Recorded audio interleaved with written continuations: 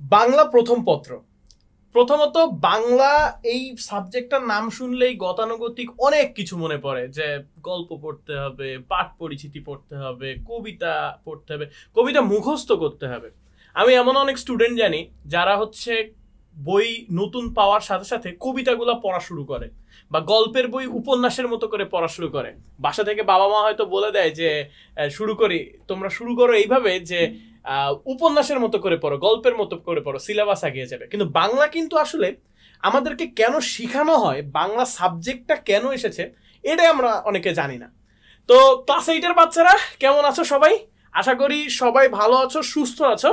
আমি তোমাদের তাসিন ভাইয়া ক্লাস নিব বাংলার। এখানে বড় করে দেখো লেখা আছে বাংলা গদ্য 1। বুঝতেই পারতেছো কি পড়াতে যাচ্ছি। যেহেতু তোমাদের সামনে বৃত্তি পরীক্ষা এবং এই যে পুরো সিলেবাসটা, আমার দায়িত্ব হচ্ছে তোমাদেরকে বাংলাটা বুঝিয়ে দেওয়া। কিভাবে বাংলা বুঝাবো, কিভাবে আমি সামনের দিনগুলোতে বাংলা প্রথম পত্র, দ্বিতীয় পত্র, আনন্দ পাঠ পড়াবো, এটা মোটামুটি আমার উপর ছেড়ে দাও। তোমাদের দায়িত্ব জাস্ট দুইটা। তোমাদের জাস্ট আমি দুইটা দায়িত্ব দিচ্ছি।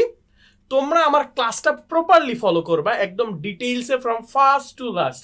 ওই যে কানে হেডফোন দিয়ে আমি অন্য কিছু করছি ওইভাবে না, জাস্ট প্রথম থেকে তুমি আমার ক্লাসটা ফলো করবা। তুমি যদি আমার ক্লাসটা দিনেরটা জাস্ট দিনে শেষ করে ফেলো, তোমাকে বলছি পরীক্ষার আগের দিন জাস্ট বাংলাটা দেখা ছাড়া আর কিচ্ছু তোমার করা লাগবে না। আর আরেকটা দ্বিতীয় যে দায়িত্বটা, সেটা হচ্ছে আমি তোমাকে এমসিকিউ বা সিকিউ এর যে প্যাটার্নগুলো বলে দিব। তোমাদের কাজ হবে বাংলার বইটা খুলে বা যে কোনো একটা টেস্ট পেপার খুলে প্রিভিয়াস ইয়ার থেকে দেখা কেমন কোশ্চেন আসছে। ওই যে বাসায় বসে লেখা লাগবে না যে আমি সৃজনশীল লিখি, সৃজনশীল তোমার মনের ভিতর থেকে বেরিয়ে আসবে, নাম্বার টিচার তোমার মনের ভিতর থেকে দিবে। এইটুকু অন্তত আমি বলতে পারি। আমি একটু আমার পরিচয় দিয়ে নিই। প্রথমেই বলেছি আমার নাম মোহাম্মদ তাসিন রহমান। আমি আহসানুল্লাহ বিজ্ঞান ও প্রযুক্তি বিশ্ববিদ্যালয় সিভিল ইঞ্জিনিয়ারিং ডিপার্টমেন্টে এবার সেকেন্ড ইয়ার শেষ করছি। তো ইঞ্জিনিয়ারিং এর মানুষ, কিন্তু বাংলার প্রতি অগাধ ভালোবাসা থাকার কারণেই কিন্তু তোমাদের আজকের এই ক্লাসটা নিতে এসেছি। এবং তোমাদের সাথে আমি এই পুরো বাংলা জার্নিতে সাথে থাকবো।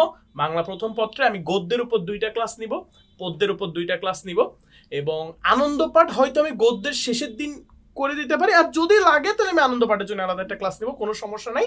আর সেই সাথে কিন্তু বাংলা ব্যাকরণের উপরে স্পেশাল 4টা থেকে 5টা ক্লাস আসবে। বিশ্বাস করো বাংলা ব্যাকরণ একেবারে পানির মতো সহজ লাগবে। আচ্ছা, তাহলে শুরু করি। বেশি বক বক না করে আমরা হচ্ছে ক্লাসে যাই। প্রথমত সাহিত্য কণিকা আমাদের যে বইটা আছে, আমি বই দেখে পড়াবো, কারণ বইয়ের উপরে বাংলার কিছু নাই। বাংলা গল্পের বই আমরা যেভাবে পড়ি সেভাবে আমরা রিভিউ করব। তোমরা যদি দেখো আমাদের এখানে অলমোস্ট 12টা আছে গল্প। সো 12টা যে গল্প আছে, এই গল্পের 12টাই আমরা রিভিউ করব 2টা ক্লাসে। তো এই গল্পগুলো খুবই ইম্পর্টেন্ট, তোমাদেরকে বুঝতে হবে গল্পটা। গল্প পড়া এটা যতটা ইম্পর্টেন্ট, গল্প বুঝতে পারাটা পরীক্ষার জন্য তার চেয়ে বেশি ইম্পর্টেন্ট। ধরো তুমি একটা উপন্যাস পড়ছো বা তুমি একটা গল্পের মূল তত্ত্ব পড়ছো।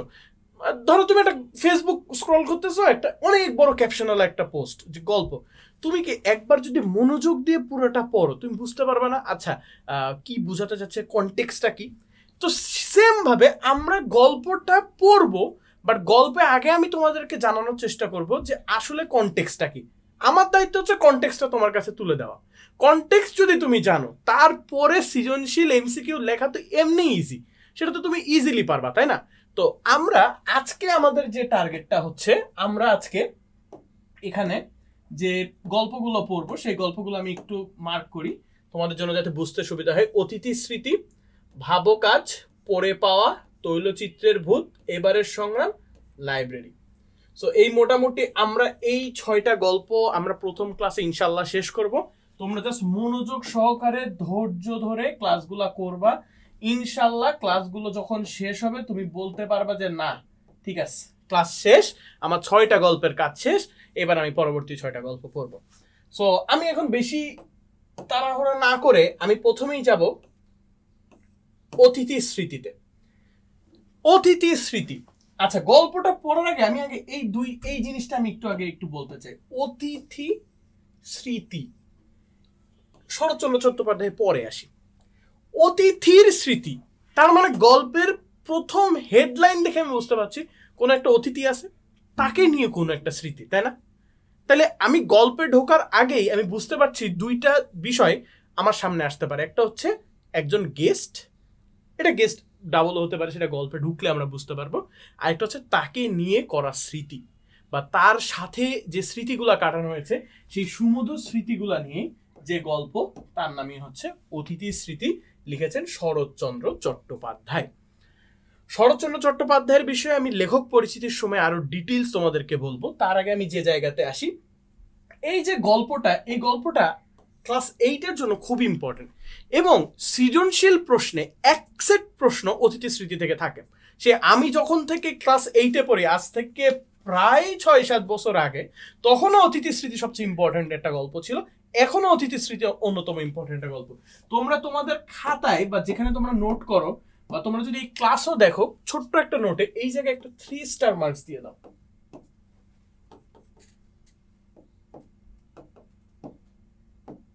3 স্টার মার্কস কেন দিতে বলছি, কারণ হচ্ছে এই গল্পটা থেকে একটা মিনিমাম কোশ্চেন তুমি পাবা, এবং এমসিকিউ তো পাবাই। সো শুরু করি। অতিথি স্মৃতি যে গল্পটা, এই গল্পটা যে মূল যে ভাবটা বা মূল যে বিষয়টা, সেটা হচ্ছে চিকিৎসকের আদেশে, প্রথম লাইনটা দেখায়, চিকিৎসকের আদেশে দেওঘরে এসেছিলাম বায়ু পরিবর্তনের জন্য। বায়ু পরিবর্তন কি? বায়ু পরিবর্তনকে আমরা বলি হাওয়া বদল, এটা আরেকটা সমার্থক শব্দ। সাধারণত যখন তোমরা অনেক বেশি বোর্ড হয়ে যাও, যখন তোমাদের মধ্যে আর কিচ্ছু ভাল লাগে না, কি সকালে উঠতেছি, স্কুলে যাচ্ছি, স্কুল থেকে বাসায় আসতেছি, ভাত খাচ্ছি, ভাতকে আবার কোচিং সেন্টারে দৌড়াচ্ছি, অনলাইন ক্লাস করছি, কেমন একটা বিরক্ত লাগে না? এবং এটা কিন্তু আসলে মানসিকভাবে আমাদেরকে একটু হলেও দুর্বল করে দেয়। এই জায়গা থেকে কাটিয়ে ওঠার জন্য আমরা অনেক সময় ঘুরতে যাই, যেমন বৃহস্পতিবার দিন আমরা ঘুরতে যাই, বা শুক্রবার দিন আমরা ফ্যামিলি আউটিং এ যাই। এটাকে বলে বায়ু পরিবর্তন, মানে যে বায়ুতে আমি সবসময় থাকি সেটা থেকে অন্য একটা পরিবেশে যাওয়া, এটা বায়ু পরিবর্তন। তো এখানে লেখকের চিকিৎসক তাকে বলেছেন যে বায়ু পরিবর্তনের জন্য, বায়ু পরিবর্তন করতে, এবং সেই জন্য তিনি কোথায় গিয়েছিলেন? দেওঘরে গিয়েছিলেন।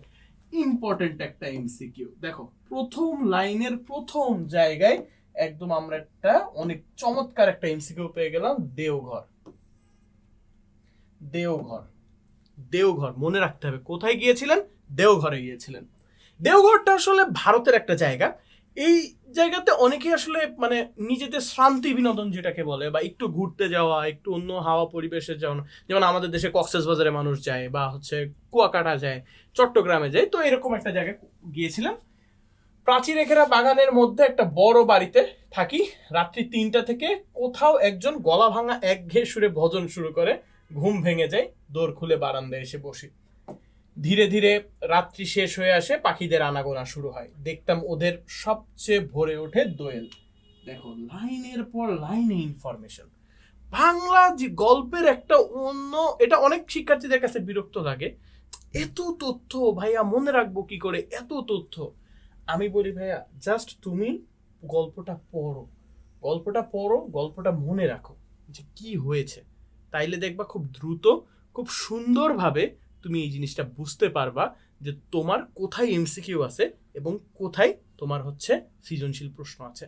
যেহেতু এখন তোমাদের হাতে সময় কম, তোমাদের প্রতিটা গল্প যে যে যে যে পড়া আসলেই অনেক কঠিন। এই জন্য আমিও একটা জিনিস সিদ্ধান্ত নিয়েছি, লাইন বাই লাইন গল্প পড়াইলে এই গল্পের শেষ হবে না। কারণ আমি যদি 10টা ক্লাসও নিই, 12টা গল্পের উপর 12টা 2 ঘন্টার ক্লাস নিলে আমি মনে করবো যে প্রতিটা লাইন বাই লাইন পড়া যাবে। তোমারও অতটা সময় কিন্তু নেই ভাইয়া। তোমাদেরকে এখন আস্তে আস্তে শুরু করতে হবে কিভাবে গুছিয়ে পড়া যায়। অতিথি স্মৃতি, আমি প্রথমেই বলা শুরু করেছি অতিথিকে নিয়ে স্মৃতি।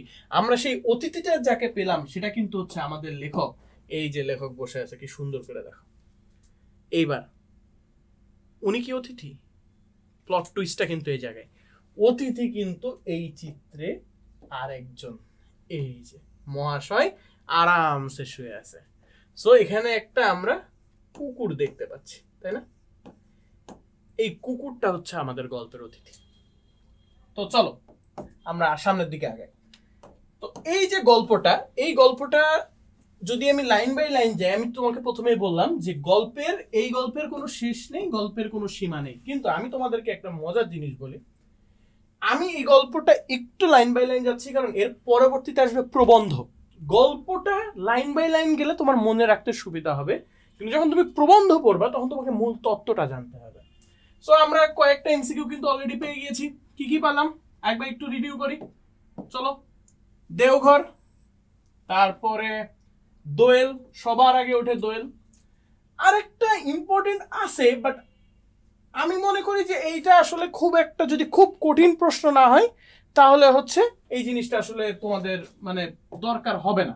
সেটা হচ্ছে এই যে রাত 3টা বাজে, তো এই যে রাত 3টে, এই রাত 3টে কিন্তু একটা ইম্পর্টেন্ট একটা সময়। তো তারপর আমরা গল্পের দিকে আগাতে থাকি। এখানে গল্পের মূলত গল্পকার বলতে চেয়েছেন তার ওই দেওঘরের পরিবেশটা কেমন, সেখানে ইউক্যালিপটাস গাছ আছে, তারপরে হচ্ছে সেখানে বুলবুলি, শ্যামা, শালিক, টুনটুনিরা আছে, তারপরে তিনি সেখানে আরো অনেক কিছু দেখতে পান। সেই সব কিছু দেখার মধ্যেই তিনি হচ্ছে একটা সুখ খুঁজে পাচ্ছেন। এই গল্পটার ক্ষেত্রে আমি তোমাদেরকে বলবো, তোমরা একটু পুরাটা যখন পড়বা তখন দেখবা অনেকগুলা তথ্য তোমরা পাচ্ছ। এই জাস্ট এই একটা প্যারাতে অনেক তথ্য পাচ্ছ, অনেক অনেক। এই তথ্যগুলা তোমরা just line by line serially মনে রাখার চেষ্টা করো, হয়ে যাবে। আচ্ছা এবার আসি। এইভাবেই তার দিন কেটে যাচ্ছে। হঠাৎ কি জানি কোনো একদিন 2 দিন এলো না, দেখা ব্যস্ত হয়ে গেল। আচ্ছা কে এলো না? কে এলো না? এই যে হলদে রঙের একজোড়া বেনেবো পাখি এবং ইউক্যালিপটাস গাছের সবচেয়ে উঁচু ডালটায় তারা হাজিরা হেঁকে যেত। দেখো এই লাইনটা কিন্তু ইম্পর্টেন্ট, এই লাইনটা কিন্তু অনেক বেশি ইম্পর্টেন্ট। বেনেবো পাখি। তো এইভাবে অতিথি স্মৃতি গল্পে লেখক বর্ণনা করছেন যে তিনি কি কি দেখছেন দেওঘরে, তিনি কি কি জানছেন দেওঘরে। আমরা এখন পর্যন্ত শুধুমাত্র এইটুকুই জানতে পারলাম যে তিনি কি কি দেখছেন, কি কি জানছেন, কিন্তু এখনো কি অতিথির ইন্ট্রোডাকশন হয়েছে? অতিথির ইন্ট্রোডাকশন কিন্তু এখনো হয়নি, আস্তে আস্তে হবে। আমরা একটু যদি সেকেন্ড প্যারাতে যাই, আমি সেকেন্ড প্যারার কথাটা আমি একটু অতিথির ইন্ট্রোডাকশনটা তোমাদেরকে দিতে যাচ্ছি। এই যে অতিথির ইন্ট্রোডাকশন, অতিথির ইন্ট্রোডাকশন দিয়ে আমি আবার প্রথম দিকে যাব। তোমরা এটা নিয়ে ভেবো না যে আমি দ্রুত চলে গেলাম, আমি জাস্ট একটু অতিথির ইন্ট্রোডাকশনটা দিতে যাচ্ছি। এই যে রাত্রে, এই যে এই লাইনটা, কাল তোকে দেখিনি নেমন্তন্ন করলি এলি, এলি নে কেন, এটা কাকে বলছেন? সেই কুকুরটাকে বলছেন। এবার সেই কুকুরটা কোথায়? এই দেখো, সেদিন পথে পথে অনেক বেড়ালাম, অন্ধকার হয়ে গেল, ভেবেছিলাম আমি একা একই, হঠাৎ পেছনে চেয়ে দেখি একটা কুকুর আমার পেছনে চলছে। এই যে আমাদের গল্পের হিরো, আমাদের গল্পের হিরোকে একটা কুকুর, এই কুকুরই হচ্ছে এই গল্পের হিরো। আমরা আমাদেরকে হিরোকে পেয়ে গিয়েছি না? হিরোকে যখন পেয়ে গিয়েছি আমরা, এবার আমরা আসবো সামনের দিনগুলোতে। এই কুকুরটাকে নিয়েই আসলে আমাদের আজকের এই গল্পের পড়াশোনা। আমি একটু যদি শর্টে এবার বলি কেন এই কুকুরটাকে নিয়ে আলোচনা করা হচ্ছে। আমাদের আশেপাশে এমন অনেকে থাকে যাদের সাথে আমাদের হয়তো মানে কথা হয় না, অনেকদিন দেখা হয় না, অনেক সাক্ষাৎ হয় না, কিন্তু দেখা যায় যে তারা আমাদের সাথে অতপ্রতভাবে জড়িয়ে আছে। সেটা কুকুর হোক, বিড়াল হোক, বা আরো অনেক না বলা প্রাণী, যারা মুখে হয়তো কথা বলতে পারে না, যাদের ভাষা হয়তো আমরা বুঝতে পারি না, কিন্তু তাদের প্রতি আমাদের একটা টান আছে। সেই টান থেকেই এই গল্পটা। সো এই গল্পে তোমরা প্রথম যে পার্টটুকু আছে, এই পার্টটুকুতে আমি একটু যদি তোমাদেরকে একটু ইন ডিটেইলস একটু ব্রিফ করি। এই প্রথম পেজটাতে দেখো আছে পরিচিতি। কিসের পরিচিতি? পরিচিতিটা আছে হচ্ছে আমার দেওঘরের। তার মানে আমার গল্পের মূল তত্ত্বে কিন্তু আমি প্রথম পৃষ্ঠায় ঢুকিনি, জাস্ট দেওঘরের পরিচিতিটা আমি জানতে পারছি, তাই না? জাস্ট দেওঘরের পরিচিতিটা যখন আমি জানতে পারলাম, এরপরেই কিন্তু আমরা চলে যাচ্ছি আমাদের সেকেন্ড যে জায়গাটাতে, আমাদের অতিথির পরিচিতি। গল্পগুলা তোমরা এইভাবে মনে রাখবা। লেখাটা হ্যাঁ চলে এসেছে। অতিথির পরিচিতি।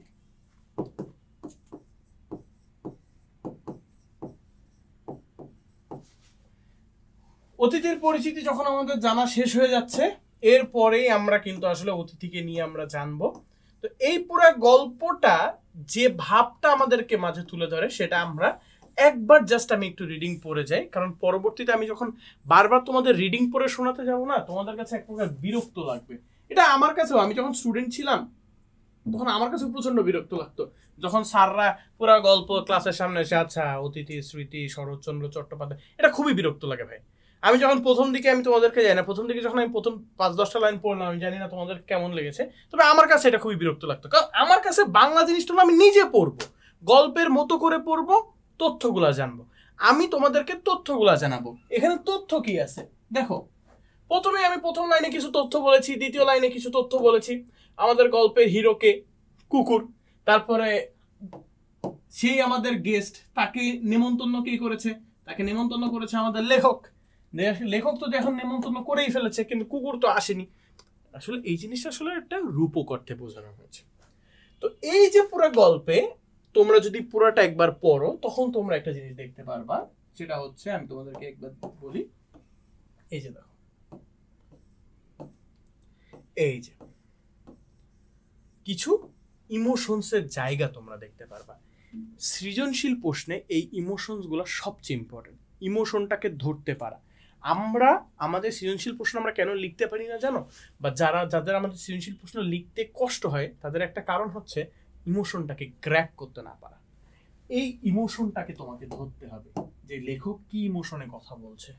দেখো এখানে একটা লাইন আমি জাস্ট দেখাই, হঠাৎ মনে হলো ওর চোখ দুটো যেন ভিজে ভিজে, যেন গোপনে আমার কাছে কি একটা নালিশও জানাতে চায়। চাকরদের হাঁক দিলাম, ওদের দোর খোলার শব্দে অতিথি ছুটে পালাল। মানে ওই যে তাকে যে ঠিক মতো আপ্যায়ন করা হয়নি, তার সাথে যে বাজে ব্যবহার করা হয়েছে, এটাতে কুকুর যেন নালিশ জানাতে চাচ্ছে তাকে। দেখো এই ইমোশনগুলো যখন তুমি ধরতে পারবা, এই ইমোশনগুলো সম্পর্কে যখন তুমি বুঝতে পারবা, তখনই তুমি সুন্দর মতো একটা সৃজনশীল লিখতে পারবা। এবার গল্প রিডিং এ আসে। গল্প রিডিং আমি বারবার বলতেছি, গল্প জাস্ট তুমি গল্পের মতো করে রিডিং পড়বা, বাট আমার এই ক্লাস দেখে বুঝে নিবা কোন কোন লাইন ইম্পর্টেন্ট, কোন কোন লাইনে আমাদেরকে কাজ করতে হবে। দেখো আমি একটু দ্রুতই যাচ্ছি। মালির বউ একটা ক্যারেক্টার, তারপরে চাকর আরেকটা ক্যারেক্টার, এই ক্যারেক্টার গুলাকে দেখবা। তারপরে দেওঘর থেকে বিদায় নিয়ে এসে সময় এসে পড়লো, তবুও 2 দিন দেরি করলাম নানা ছলে, আজ সকাল থেকে বাদাবাদি শুরু হলো দুপুরে ট্রেন, গেটের ভিতর সার গাড়ি এসে দাঁড়ালো, মালপত্র বোঝাই দেওয়া চলল, অতিথি মহাব্যস্ত কুলিদের সঙ্গে ক্রমাগত ছুটাছুটি করতে শুরু করেছে। এই যে সে তো আসলে ঘুরতে গিয়েছিল, বায়ু পরিবর্তনের কারণে গিয়েছিল, তাকে তার চিকিৎসক বলেছিল যে বায়ু পরিবর্তন করে আসেন। সেখানে যে সে বিভিন্ন জিনিস দেখেছে, সেখানে তার সাথে একটা কুকুরের পরিচিতি হয়েছে। সেদিন হাঁটতে হাঁটতে তার পেছনে যে কুকুরটা আসছিল, সে রেগুলার তার বাসায় আসতো, তাকে সে খাবার দিত, কিন্তু একদিন তাকে খাবার দিতে বলা হলেও মালির বউ এবং চাকররা তাকে খাবার দেয়নি, দূর দূর করে তাড়িয়ে দিয়েছে। কিন্তু ওই যে কুকুরের যে ভালোবাসাটা এই অতিথির প্রতি, সেই অতিথির প্রতি ভালোবাসাটাই কিন্তু বারবার এখানে বলে আসছে। এবং আমি জাস্ট লাস্টের লাইনটুকু একটু বলতে চাই, পথে দাঁড়িয়ে 2 দিন 2 তার কাটবে, হয়তো নিস্তব্ধ মধ্যাহ্নের কোনো এক ফাঁকে লুকিয়ে উপরে উঠে খুঁজে দেখবে আমার ঘরটা, হয়তো ওর চেয়ে তুচ্ছ জীব শহরে আর নেই, তবু দেহঘরে বাসের কটা দিনের স্মৃতি ওকে মনে করে লিখেই গেলাম। লেখক বলতে চাচ্ছে যে এই যে তার সাথে যে একটা আত্মার সম্পর্ক তৈরি হইলো ওই কুকুরটা হয়তো তাকে খুঁজবে, কুকুরটা তো আর জানে না যে অতিথি চলে গিয়েছে, কিন্তু কুকুরটা তো তাকে খুঁজবে, তাই না? এই যে খোঁজার যে ব্যাপারটা, এই যে আকাঙ্ক্ষাটা, এটার জন্য হয়তো সে আবারও তার ঘরে যাবে। আমরা হয় না, যেমন ছোট বাচ্চারা, আমাদের বাসায় যারা ছোট বাচ্চারা আছে, তারা কি হয় যে তাদের বাসায় যখন নতুন কোনো গেস্ট আসে, গেস্টের সাথে যখন সখ্যতা তৈরি হয়, গেস্ট চলে যাওয়ার পরে ওই রুমে বারবার যেতে থাকে না। এই জিনিসটাও সেরকম, অবুঝ একটা প্রাণী, সে তো আর জানে না যে তার সাথে আর তার নাও দেখা হইতে পারে। অতিথির সেই স্মৃতি নিয়েই লেখক কিন্তু এই গল্পটা আমাদেরকে বলে গিয়েছে। আমি গল্পটা কিন্তু মাঝখানে অনেকগুলো লাইন পড়িনি। কেন পড়িনি? কারণ এই গল্পটা তুমি যখন পড়বা, আমি তোমাকে কিন্তু গল্পের ওই যে প্রথমে যেটা বলেছিলাম, গল্পের মূল ভাবটা তোমাকে বলেছি। এবার গল্পটা যখন পড়বা, তখন তুমি বুঝতে পারবা, আচ্ছা ভাইয়া তাহলে এটা বলছিল, আচ্ছা ভাইয়া তাহলে এই কারণে বলছিল। যখন তুমি এই জিনিসটা বুঝতে পারবা ভাইয়ারা, তখনই তোমার কাছে গল্পটা হয়ে যাবে একদম পানির মতো সহজ। এবার আসি, চলো আমরা একটু পাঠ পরিচিতি দেখি। পাঠের উদ্দেশ্য আর পাঠ পরিচিতি, কেন আমরা এটা পড়ছি, এতক্ষণ এই কথাটা আমি বারবার বলেছি যে কেন পড়ছি বা কি আমাদের গল্পের কনটেক্সট। এই গল্প পড়ার মধ্যে দিয়ে শিক্ষার্থীরা প্রাণীর প্রতি সহানুভূতিশীল হবে। মোস্ট ইম্পর্টেন্ট লাইন, এভরিওয়ান যারা এখানে এখন ক্লাস দেখছো, তোমাদের বইয়ে এই লাইনটা সুন্দর মতো করে দাগিয়ে নাও, প্রাণীর প্রতি সহানুভূতিশীলতা। নতুন কোনো জায়গা ভ্রমণ করলে অভিজ্ঞতা লিখে রাখতেও আগ্রহী হবে। তবে এই লাইনটার থেকেও সবচেয়ে বেশি আমি মনে করি এই লাইনটা গুরুত্বপূর্ণ, সেটা হচ্ছে এই যে প্রাণীর প্রতি সহানুভূতিশীলতা হয়ে যাওয়া। এবার আসি পাঠ পরিচিতি। শরৎচন্দ্রের দেওঘরের স্মৃতি গল্পটির নাম পাল্টে এবং ঈষৎ পরিমার্জনা করে এখানে অতিথি স্মৃতি হিসেবে সংকলন করা হয়েছে। ইম্পর্টেন্ট লাইন, কোন গল্প ছিল আগে? দেওঘরের স্মৃতি। এটা আমি যখন জেএসসি পরীক্ষা দিয়েছিলাম, জেএসসি আমি কত সালে দিয়েছিলাম, 2018 সালে, সেই সময় এই কোশ্চেনটা আমার এমসিকিউতে এসেছিল যে শরৎচন্দ্র চট্টোপাধ্যায়ের কোন গল্পটির নাম পাল্টে এখানে অতিথি স্মৃতি রাখা হয়েছে, অ্যান্ড দ্যাট ইজ দেওঘরের স্মৃতি। খুব ইম্পর্টেন্ট, এখন অতিথি স্মৃতি হয়েছে, ইম্পর্টেন্ট ফর এমসিকিউ, সবাই মার্ক করে রাখো। একটা কোশ্চেন যদি মনে করো যে এই গল্প থেকে একটা কোশ্চেন আসবে, এটা আসার সম্ভাবনা অনেক। একটি প্রাণীর সঙ্গে একজন অসুস্থ মানুষের কয়েকদিনের পরিচয়ের মধ্যে দিয়ে গড়ে ওঠা মমত্বের সম্পর্ক এই গল্পের বিষয়। লেখক দেখিয়েছেন মানুষে মানুষে যেমন স্নেহপ্রীতির সম্পর্ক অন্য জীবের সঙ্গেও মানুষের তেমন গড়ে উঠতে পারে। নানা প্রতিকূলতা থাকবে, বাধাগ্রস্ত হয়, কিন্তু এই বিভিন্ন মমতায় শিখতে আচরণ নির্মম হয়ে উঠতে পারে। এই গল্পের বিচিত্র রূপে প্রকাশ করা হয়েছে। দেখো আমি এতক্ষণ যা যা বকবক করলাম, মিল পাচ্ছ না? যে এই যে অসুস্থ মানুষের সাথে একটা প্রাণীর সম্পর্ক গড়ে ওঠা, একটা অবুঝ প্রাণী যে কিনা জানে না, যে কিনা বুঝে না যে আসলে মানুষ কি চায় বা মানুষের যে তাড়না কি, এটা তো আসলে সবাই বুঝতে পারে না, তাই না? কিন্তু একটা মানুষ যার বিবেক আছে, বুদ্ধি আছে, ইমোশন আছে, সে তো আসলে বুঝতে পারে যে সে আসলে কি চায় বা সে আসলে তার সাথে তার কার সম্পর্ক গড়ে উঠছে। এই সম্পর্কটাই কিন্তু একটা সহানুভূতিশীল সম্পর্ক, একটা মানুষের মানুষের স্নেহ প্রীতির সম্পর্ক। এই জায়গায় মূল ভাবটা যদি তোমরা ভাইয়ারা বুঝতে পারো, তাহলে কিন্তু তোমরা পুরা সৃজনশীল, যে কোনো সৃজনশীল তোমরা অ্যান্সার করতে পারবা। রিমাইন্ড দ্যাট যারা তোমরা এতদিন এই গল্পটা পড়েও নাই, তারাও হয়তো এখন বুঝতে পারতেছো যে এই গল্পটা কি বলতে চাচ্ছে, এই গল্পটা আসলে কি জানাতে চাচ্ছে। জাস্ট একবার ভাইয়ারা আমি যেটা বললাম, আমার ক্লাসটা পুরোপুরি করার পরে জাস্ট একটু পড়ে দেখবা, আচ্ছা ভাইয়া এটা বলছিল, ওকে ঠিক আছে, ভাইয়া কি বলছিল, যে প্রথমে দেওঘরের স্মৃতি বলা হয়েছে, আচ্ছা দেওঘরের এই যে বর্ণনা এটা, আচ্ছা তারপরে কি তিনি ক্যারেক্টারগুলোকে বলেছেন, চরিত্রগুলোকে বলেছেন, আচ্ছা চরিত্রগুলো কি, চরিত্রগুলো আছে এগুলো, আচ্ছা এই গল্পটা কি বোঝা যাচ্ছে, আচ্ছা গল্পটা এই বোঝা যাচ্ছে। এরপরে যে সৃজনশীলী আসুক সব পারবা। লেখক পরিচিতি আসার আগে, লেখক পরিচিতি থেকে তো সৃজনশীল আসে না, লেখক পরিচিতি থেকে আসা হচ্ছে এমসিকিউজ। সো আমি আগে সৃজনশীল পাঠটা কমপ্লিট করে আমি লেখক পরিচিতিতে যাব। দেখো পাঠের উদ্দেশ্য পড়লাম, পাঠ পরিচিতি পড়লাম, গল্পের কনটেক্সট বুঝলাম, চলো তো আমরা সৃজনশীলগুলো একটু দেখি।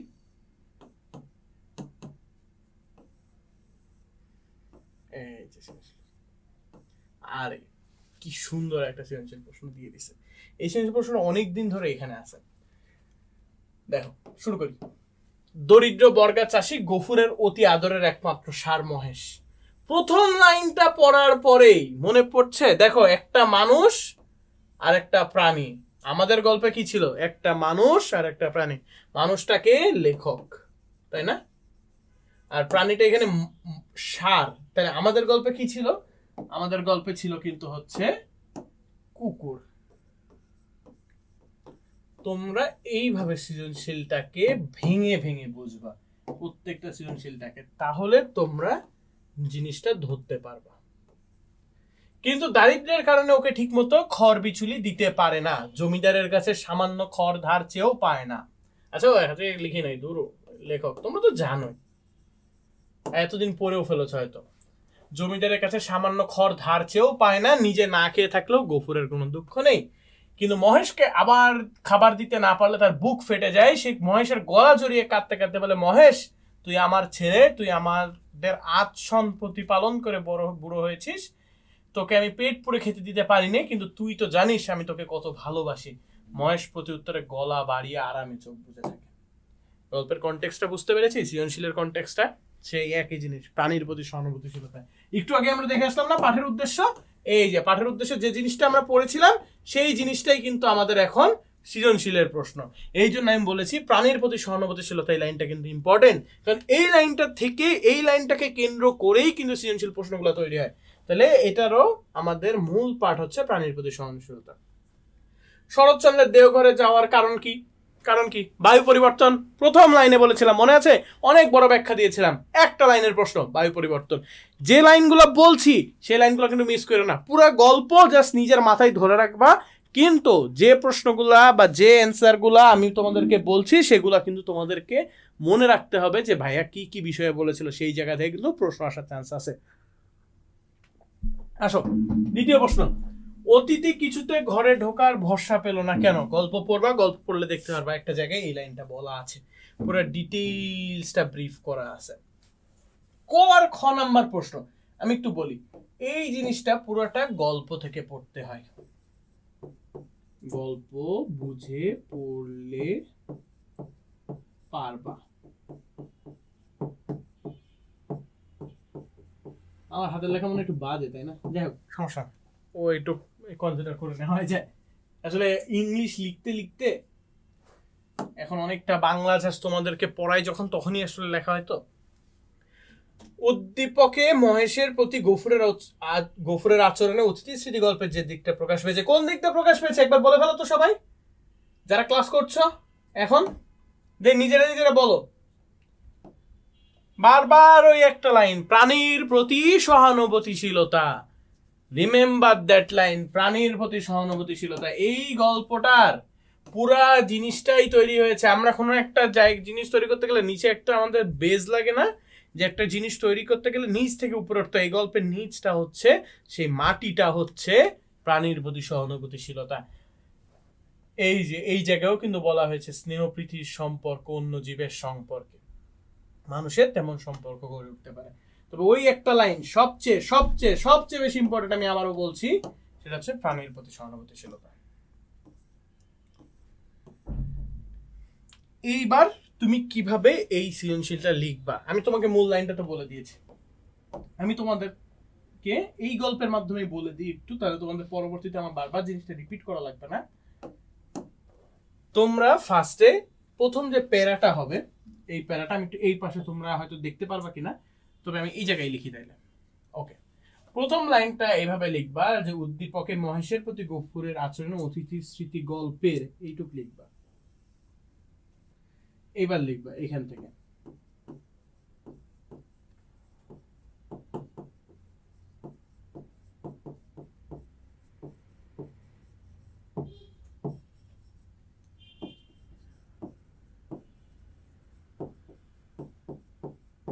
এই লাইনটা তুমি লিখলে 1 মার্ক পেয়ে যাবে। এটা কি 3 মার্কের প্রশ্ন না? 1 মার্ক ডান। এইবার আসো ব্যাখ্যা আসতে হবে। 3 নম্বরে যে কোশ্চেনটা হবে, এইখানে তোমাকে ফার্স্টে অতিথি স্মৃতি গল্পে লেখকের সাথে যে কুকুরটা আছে তার সম্পর্কটাকে তোমাকে কিছুক্ষণের জন্য বর্ণনা করতে হবে, যে এই সম্পর্কটা কেমন ছিল, তাদের সাথে তার সম্পর্কটা কিভাবে তৈরি হয়েছে। এখানে যেহেতু গফুরের এই জায়গায় বলা হয়েছে যে সে খেতে দিতে পারে না, বা তার কষ্ট হয় তার জন্য, বা সে তাকে কত ভালোবাসা প্রকাশ পেয়েছে, গল্পের মধ্যে কুকুরের সাথে ভালোবাসার যে সম্পর্কটা, ওইটা জাস্ট 1 প্যারাতে লিখবা। 3 থেকে 4 লাইন বা 5 লাইন লিখলেও সমস্যা নেই, একটা প্যারা। পরের প্যারাতে এই গল্পটার যে মূল তত্ত্ব, এই মূল তত্ত্বের সাথে তুমি তখন অতিথি স্মৃতি জাস্ট মিল করবা। শেষ, আমাদের 3 নাম্বার কোশ্চেন শেষ। এভাবে যখন তুমি লিখবা দেখবা নাম্বার ভালো আসতেছে। এই খবরদার একটা জিনিস বলে রাখি, সৃজনশীলের উদ্দীপক কখনো প্রশ্নে লিখবা না। ওই যে ভাইয়া আমি তো আসলে খাতা ভরিয়ে লিখলে শুনছি নাম্বার অনেক দেয়, কিন্তু সেই জন্য আমি হচ্ছে উদ্দীপকটা লিখে এসেছি, নো, একদম 0 দিয়ে দিবে। অনেক টিচার আছে, বাংলা টিচাররা কিন্তু অনেক সূক্ষ্মভাবে খাতা দেখে, তারা কিন্তু তোমাকে পুরোপুরি 0 দিবে ভাইয়া। এত লিখেও কিন্তু কোনো লাভ হবে না তখন। সো আমি কেন বেকার খাটনি করতে যাব, তাই না? আমি তোমাদেরকে যেভাবে বললাম 3টা প্যারা করবা। প্রথম প্যারাটা 1 লাইনের, পরবর্তী প্যারাটা 3 থেকে 4 লাইনের গল্পের কনটেক্সটটা বলবা। তারপরের প্যারাটা হয়ে যাবে জাস্ট একটার সাথে একটা তুলনামূলক, আচ্ছা ওখানে কি হয়েছিল, এখানে কি হয়েছিল, শেষে দেখাই দেবা যে হ্যাঁ আমরা এটা করতে পেরেছি। 4 নম্বর প্রশ্নে আসো। উদ্দীপকের গফুরের সাথে লেখকের চেতনাগত মিল থাকলেও প্রেক্ষাপট ভিন্ন। এইবার আসো কোশ্চেনের টুইস্ট। এতক্ষণ তো কোশ্চেন আমরা পড়ছিলাম মিল কি আছে, এই কি আছে, এইবার তোমার নিজে ভাবতে হবে এই সৃজনশীলটা পড়তে হবে, পড়ে বুঝতে হবে এখানে কি হয়েছে আর গল্পে কি হয়েছিল। প্রেক্ষাপট ভিন্ন, এটা মানে কি বলতো? মানে প্রেক্ষাপট বলতে বোঝায় ঘটনাটা ভিন্ন। দেখো এখানে অতিথিকে, ওখানে কি হয়েছিল, লেখক ঘুরতে গিয়েছে, লেখক ঘুরতে যে তার বায়ু পরিবর্তনের জন্য গিয়েছিল, সেখানে যে সে তার একটা কুকুরের সাথে তার পরিচিত হয়েছে, সেখানে কুকুরটার সাথে তার সম্পর্ক তৈরি হয়েছে, সে তাকে মাঝে মাঝে খাবারের দাওয়াত দিত, তার চাকর বা মালিরা সেটা হচ্ছে খাবারটা দিত না, তাকে অগ্রাহ্য করতো, এতে কুকুরটা কষ্ট পাইতো, তাই না? কাহিনী তো এটাই। তারপরে একদিন লেখক ছেড়ে চলে গেলেন, কিন্তু অতিথি ঠিকই তার, মানে কুকুর তার অতিথিকে ঠিকই মনে রেখেছে। এইটা হচ্ছে গল্প। কিন্তু এটা কি আমাদের গল্পে ছিল যে সে তা, এখানে তো হচ্ছে মহেশকে এই দরিদ্র বরগাছাসী পুষতো, মহেশ তার জন্য কাজ করত, মহেশকে সে ঠিক মতো খাবার দিতে পারতো না। ভালোবাসার জায়গাটা সেম, ওইখানেও অতিথি এবং মানে লেখক এবং কুকুরের মধ্যে যে ভালোবাসাটা, এখানের ভালোবাসার বিষয়টাও সেম। কিন্তু ভালোবাসার বিষয়টা সেম হইলেও ঘটনা তো ভিন্ন, তাই না ভাইয়ারা? তো ঘটনার যে ভিন্নতাটা সেখানে তো সেটা লিখতে হবে এই কোশ্চেনে। মন্তব্যটি যথার্থতা বিচার করে। মন্তব্যটি তো অবশ্যই যথার্থ। কেন যথার্থ? ওই যে আমি প্রথমেই তোমাদেরকে বলেছি যে এই মন্তব্যটা কিন্তু তোমাদেরকে বুঝতে হবে যে চেতনাগত মিল থাকলেও, চেতনাটা কি? চেতনাটা হচ্ছে ভালোবাসা। কিসের প্রতি? প্রাণীর প্রতি। চেতনার মিল আছে। প্রেক্ষাপট কি? দুটা ভিন্ন না? একটা প্রেক্ষাপট কি? আমি যদি এখানে বলি লেখক ও কুকুর কি করত? অতিথি, তাই না? আসতো, ঘুরতো, দেখা হয়েছে, তার প্রতি ভালোবাসা জন্মিয়েছে, শেষ। আর এখানে কি? দারিদ্রতা, খাবার দিতে না পারা, আকুলতা, ব্যাকুলতা সব বুঝিয়েছে কিন্তু। সো এটাকে সুন্দর মতো করে লিখতে হবে। এই লেখাটা যখন তুমি নিজের মতো করে লিখতে পারবা, যাই লিখো নাম্বার পাবা, কিন্তু ওই যে লেখার বাইরে যাওয়া যাবে না। প্রথম সৃজনশীলটার মাধ্যমে কিন্তু আমি তোমাদেরকে বুঝিয়ে দিলাম একটা সৃজনশীল তাহলে কিভাবে লিখতে হয়। পরবর্তী সৃজনশীলটা তোমরা নিজেরাই পারবা। আমি জাস্ট তোমাদের থিমটা ধরিয়ে দিয়ে সামনের দিকে এগিয়ে যাব। লালমনিরহাটের জুবায়ের প্রায় 10 বছর ধরে তার পোষা হাতি কালাপাড়কে, আবার সেই পোষা হাতি, গল্প সেম না? পোষা হাতি, কুকুর, গরু এরকমই আসবে। এরকম যখনই আসবে বুঝে যাবা অতীত স্মৃতি গল্পের কথা বলতেছে। কালাপাহাড়কে দিয়ে লাকড়ি টানা, চাষ করা, সার্কাস ইত্যাদির কাজ করে আসছিল, কিন্তু বর্তমানে দারিদ্রতার কারণে হাতির খোরাক জোগাড় করতে না পেরে একদিন সে কালাপাহাড়কে বিক্রি করে দিল। ক্রেতা কালাপাহাড়কে নিয়ে ওর পায়া বাঁধা রশি ধরে হাজার টানাটানি করে এক চুলো নাড়তে পারলো না। কালাপাহাড়ের দু চোখ বেশ শুধু টপ টপ করে জল গড়িয়ে পড়ছে। পরদিন খদ্দের আরো বেশি লোকজন সাথে করে কালাপাহাড়কে নিয়ে যাবে, কিন্তু ভোরবেলা জুবায়ের দেখে কালাপাহাড় মরে গেছে। হাউমাউ করে চিৎকার করে বলে, ওরে আমার কালাপাহাড়, অভিমান করে তুই চলে গেলি। সেই প্রাণীর প্রতি মমতা, প্রাণীর প্রতি ভালোবাসা, কিন্তু প্রেক্ষাপট ভিন্ন, ঘটনা ভিন্ন। না পেরে বেঁচে দিয়েছে, কিন্তু আমাদের গল্পে কি তা হয়েছিল? হয়নি। কিন্তু কালাপাহাড়ের আচরণে অতিথি স্মৃতি গল্পের অতিথির আচরণ কিভাবে ভিন্ন? কিভাবে? ঘটনা কি সেম? কুকুর কি এরকম ছিল? কুকুর কিন্তু এরকম ছিল না। কুকুর কি এরকম ছিল? যেটা গল্পে তোমরা পড়ে এসেছো, ওই জিনিসটা ফার্স্টে লিখবা। উদ্দীপকে জুবাইরের অনুভূতি আর অতিথি স্মৃতি গল্পের অনুভূতি একই ধারায় উচ্চারিত না? ভালোবাসাটা হাউমাউ করে চিৎকার করে, ওরে আমার কালাপাহাড়, অভিমান করে তুই চলে গেলি। এই যে ভালোবাসার জায়গাটা বারবার ওই একটা জিনিসই বলেছে। পাঠের উদ্দেশ্য যখন আমরা পড়েছি, সেই পাঠের উদ্দেশ্যে কিন্তু আসলে এটা বলা আছে যে আমাদের কি বলতে চাচ্ছে।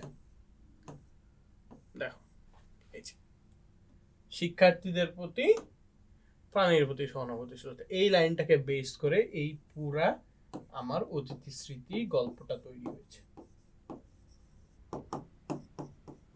তোমরা এখন একটা কাজ করবা, কি জানো? তোমাকে দেখে একদম গল্পের শুরুতে যাবা, এখানে সুন্দর করে সবাই আমার সাথে এখনই লিখে ফেলো। এখানে লিখবা, এই যে সুন্দর করে লেখাটা আসলে এখনই চলে আসবে। সরি হ্যাঁ, প্রাণীর প্রতি, সুন্দর করে লিখবা, আমার তো এখানে বাজে করে লিখতেছি কারণ আমার তো এই লেখাটা থাকবে না, সহানুভূতি। তাহলে তুমি যখনই রিভিশনের টাইমে যাবা তুমি তখনই মনে পড়বে এই গল্পে তোমার লেখাটা কি ছিল, প্রাণীর প্রতি সহানুভূতি। বুঝতে পারছো? দেন তুমি ইজিলি কোশ্চেনগুলোকে ক্যাচ করতে পারবে। এবার আসি শরৎচন্দ্র নিয়ে পড়বো। আমি বেশি লেন্দি করবো না একটা গল্পে, যদি আমি লেন্দি করি তাহলে কিন্তু তুমি হচ্ছে জিনিসটা আসলে অনেক সময় যাবে। আমি তাহলে গল্পটা কিন্তু পুরোপুরি একবার রিভিউ করা আমার হয়ে গিয়েছে, তবে তোমাদের যদি বুঝতে অসুবিধা হয় তোমরা কমেন্ট সেকশনে জানাবা, আমি তোমাদের প্রতি কমেন্ট সেকশনের উত্তরে কিন্তু উত্তর দিয়ে দেবো, কোনো সমস্যা নেই। আমি আগেই বলেছি রিডিং যদি পড়তে যাই, রিডিং পড়ে যদি প্রতিটা লাইন বলতে যাই 12 ঘন্টা 14 ঘন্টার ক্লাস হবে, তোমাদের সময় নষ্ট হবে। আর অনেক সাবজেক্ট আছে, বাংলার জন্য সময় দিতে যে অন্য সাবজেক্টে সময় নষ্ট করবা না, আবার অন্য সাবজেক্টে সময় দিয়ে বাংলা পড়াটা মিস করবা না, রিমেম্বার দ্যাট থিং। ওকে,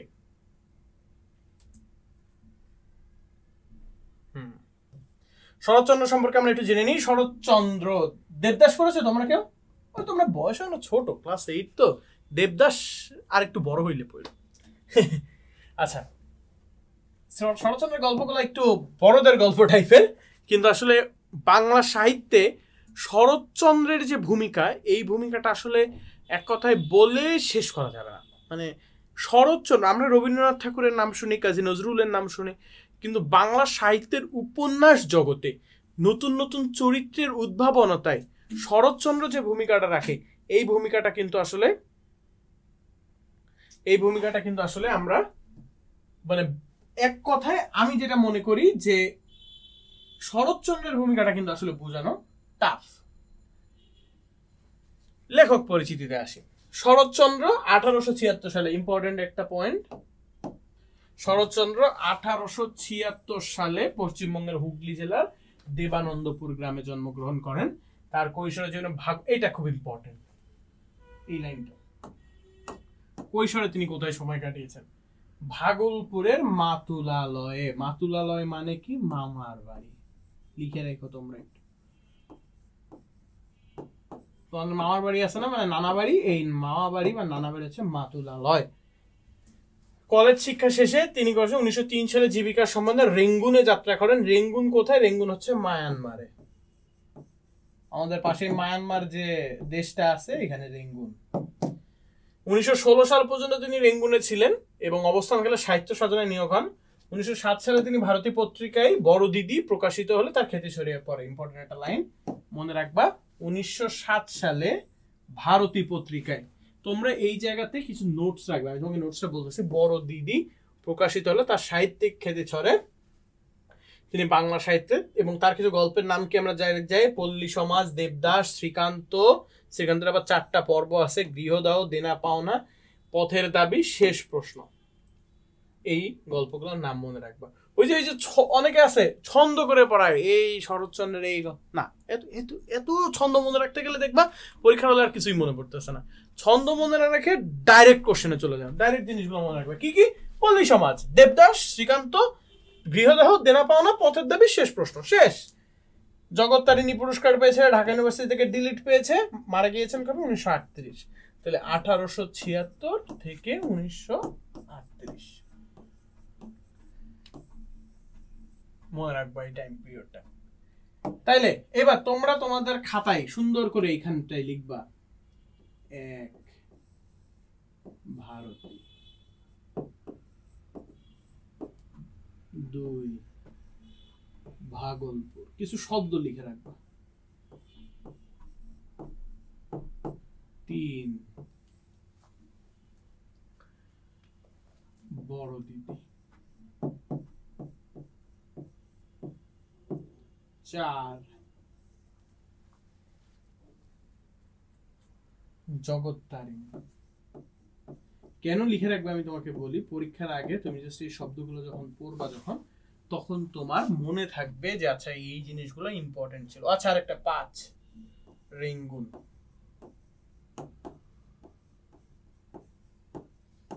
এই শব্দগুলো মনে রাখবা, এই শব্দগুলো যখন মনে রাখবা তখন তোমার কাছে জিনিসটা সহজ হবে। আমি একটু লেখার জন্য টাইম দিতেছি, এই পয়েন্টগুলো একটু লিখে নাও।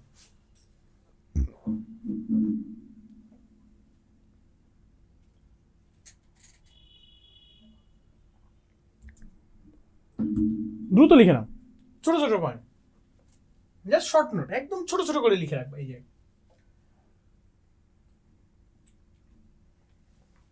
আশা করি তোমাদের লেখা শেষ।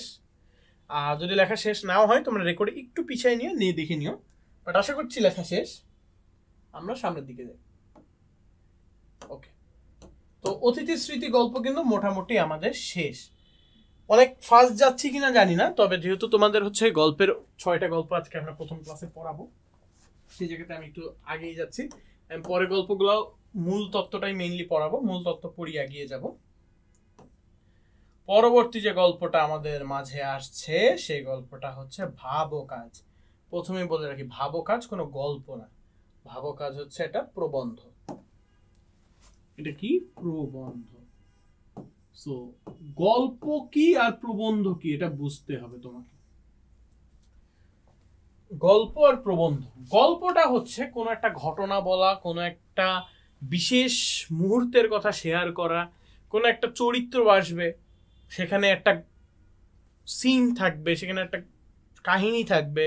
আমরা সিনেমা দেখি না, সিনেমা থেকে গল্পের থেকে সিনেমা আসে। আর প্রবন্ধটা কি? একটা আর্টিকেল, মানে কিছু একটা তোমাকে বলার চেষ্টা করবে, কিছু একটা তোমাকে বোঝানোর চেষ্টা করবে। কি বোঝানোর চেষ্টা করছে সেটা খুবই ফর্মাল ওয়েতে লেখা থাকবে। তোমরা ওই যে শর্টে বলি, তোমরা চিঠি লেখো না, ওই যে বাংলাতে দ্বিতীয় পত্র, আমি চিঠি যখন পড়াবো তখন তোমাদেরকে আমি বলবো, বা চিঠি পড়ানো বাদে বা হচ্ছে তোমরা ইংলিশেও দেখো ফর্মাল লেটার্স ইনফর্মাল লেটার্স পড়ো না। তো ফর্মাল হচ্ছে এই প্রবন্ধ আর ইনফর্মাল হচ্ছে আমাদের গল্প। ভাবো কাজ কে লিখেছেন? কাজী নজরুল ইসলাম, জাতীয় কবি, তাই না? আমাদের জাতীয় কবি। আরো একটা কি কবি বলা হয়? বিদ্রোহী কবি। আমি বিদ্রোহী রণক্লান্ত, সেই দিন হব শান্ত, যাবে উৎপীতের ক্রন্দন রোল, আকাশে বাতাসে ধ্বনিবে না। বিদ্রোহী কবিতা পড়েছো তোমরা কেউ? যারা পড়েছো তারা হয়তো বুঝতে পেরেছো আমি বিদ্রোহী কবিতার কথা বলতেছিলাম। কাজী নজরুল ইসলাম তিনি লিখেছেন ভাব ও কাজ। আচ্ছা, আমি ভাব ও কাজ প্রবন্ধটা যাওয়ার আগে আমি তোমাদেরকে একটু বলি ভাবো কাজ আসলে কি বুঝাতে চাইছে। চলো আমরা একটু পাঠের উদ্দেশ্যটা দেখে আসি। পাঠের উদ্দেশ্যটা দেখে আসি।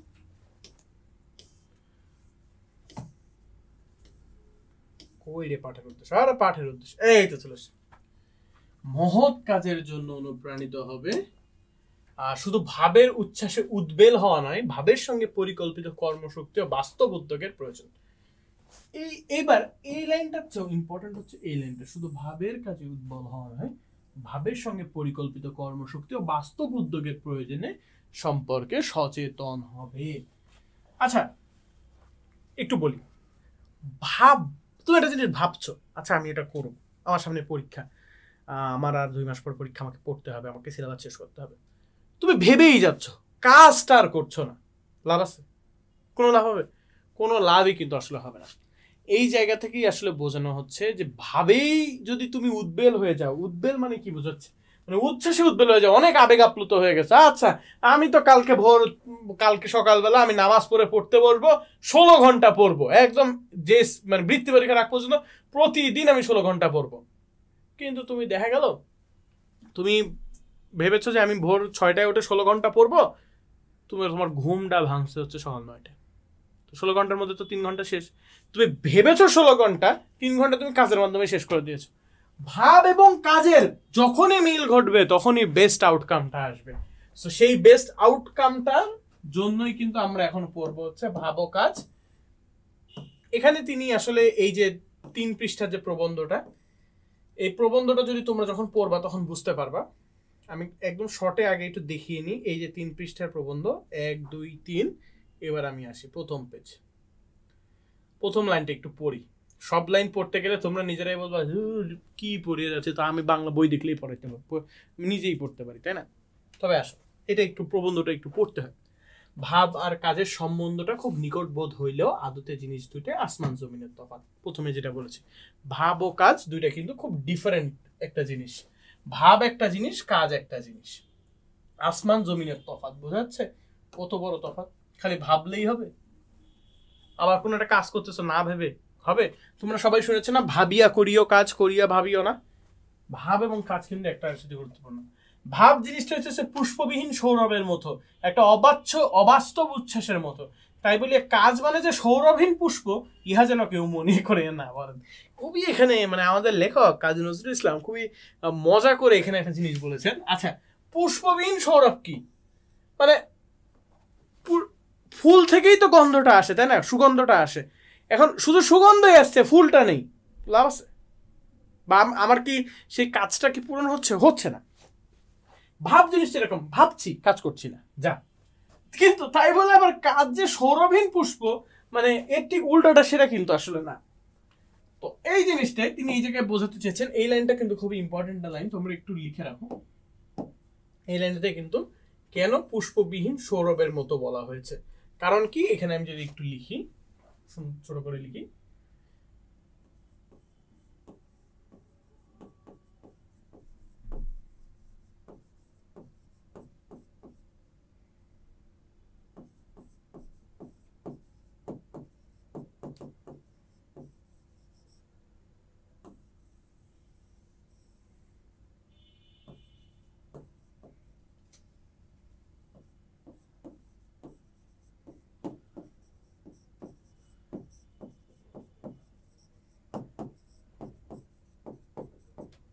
বুঝা গেছে?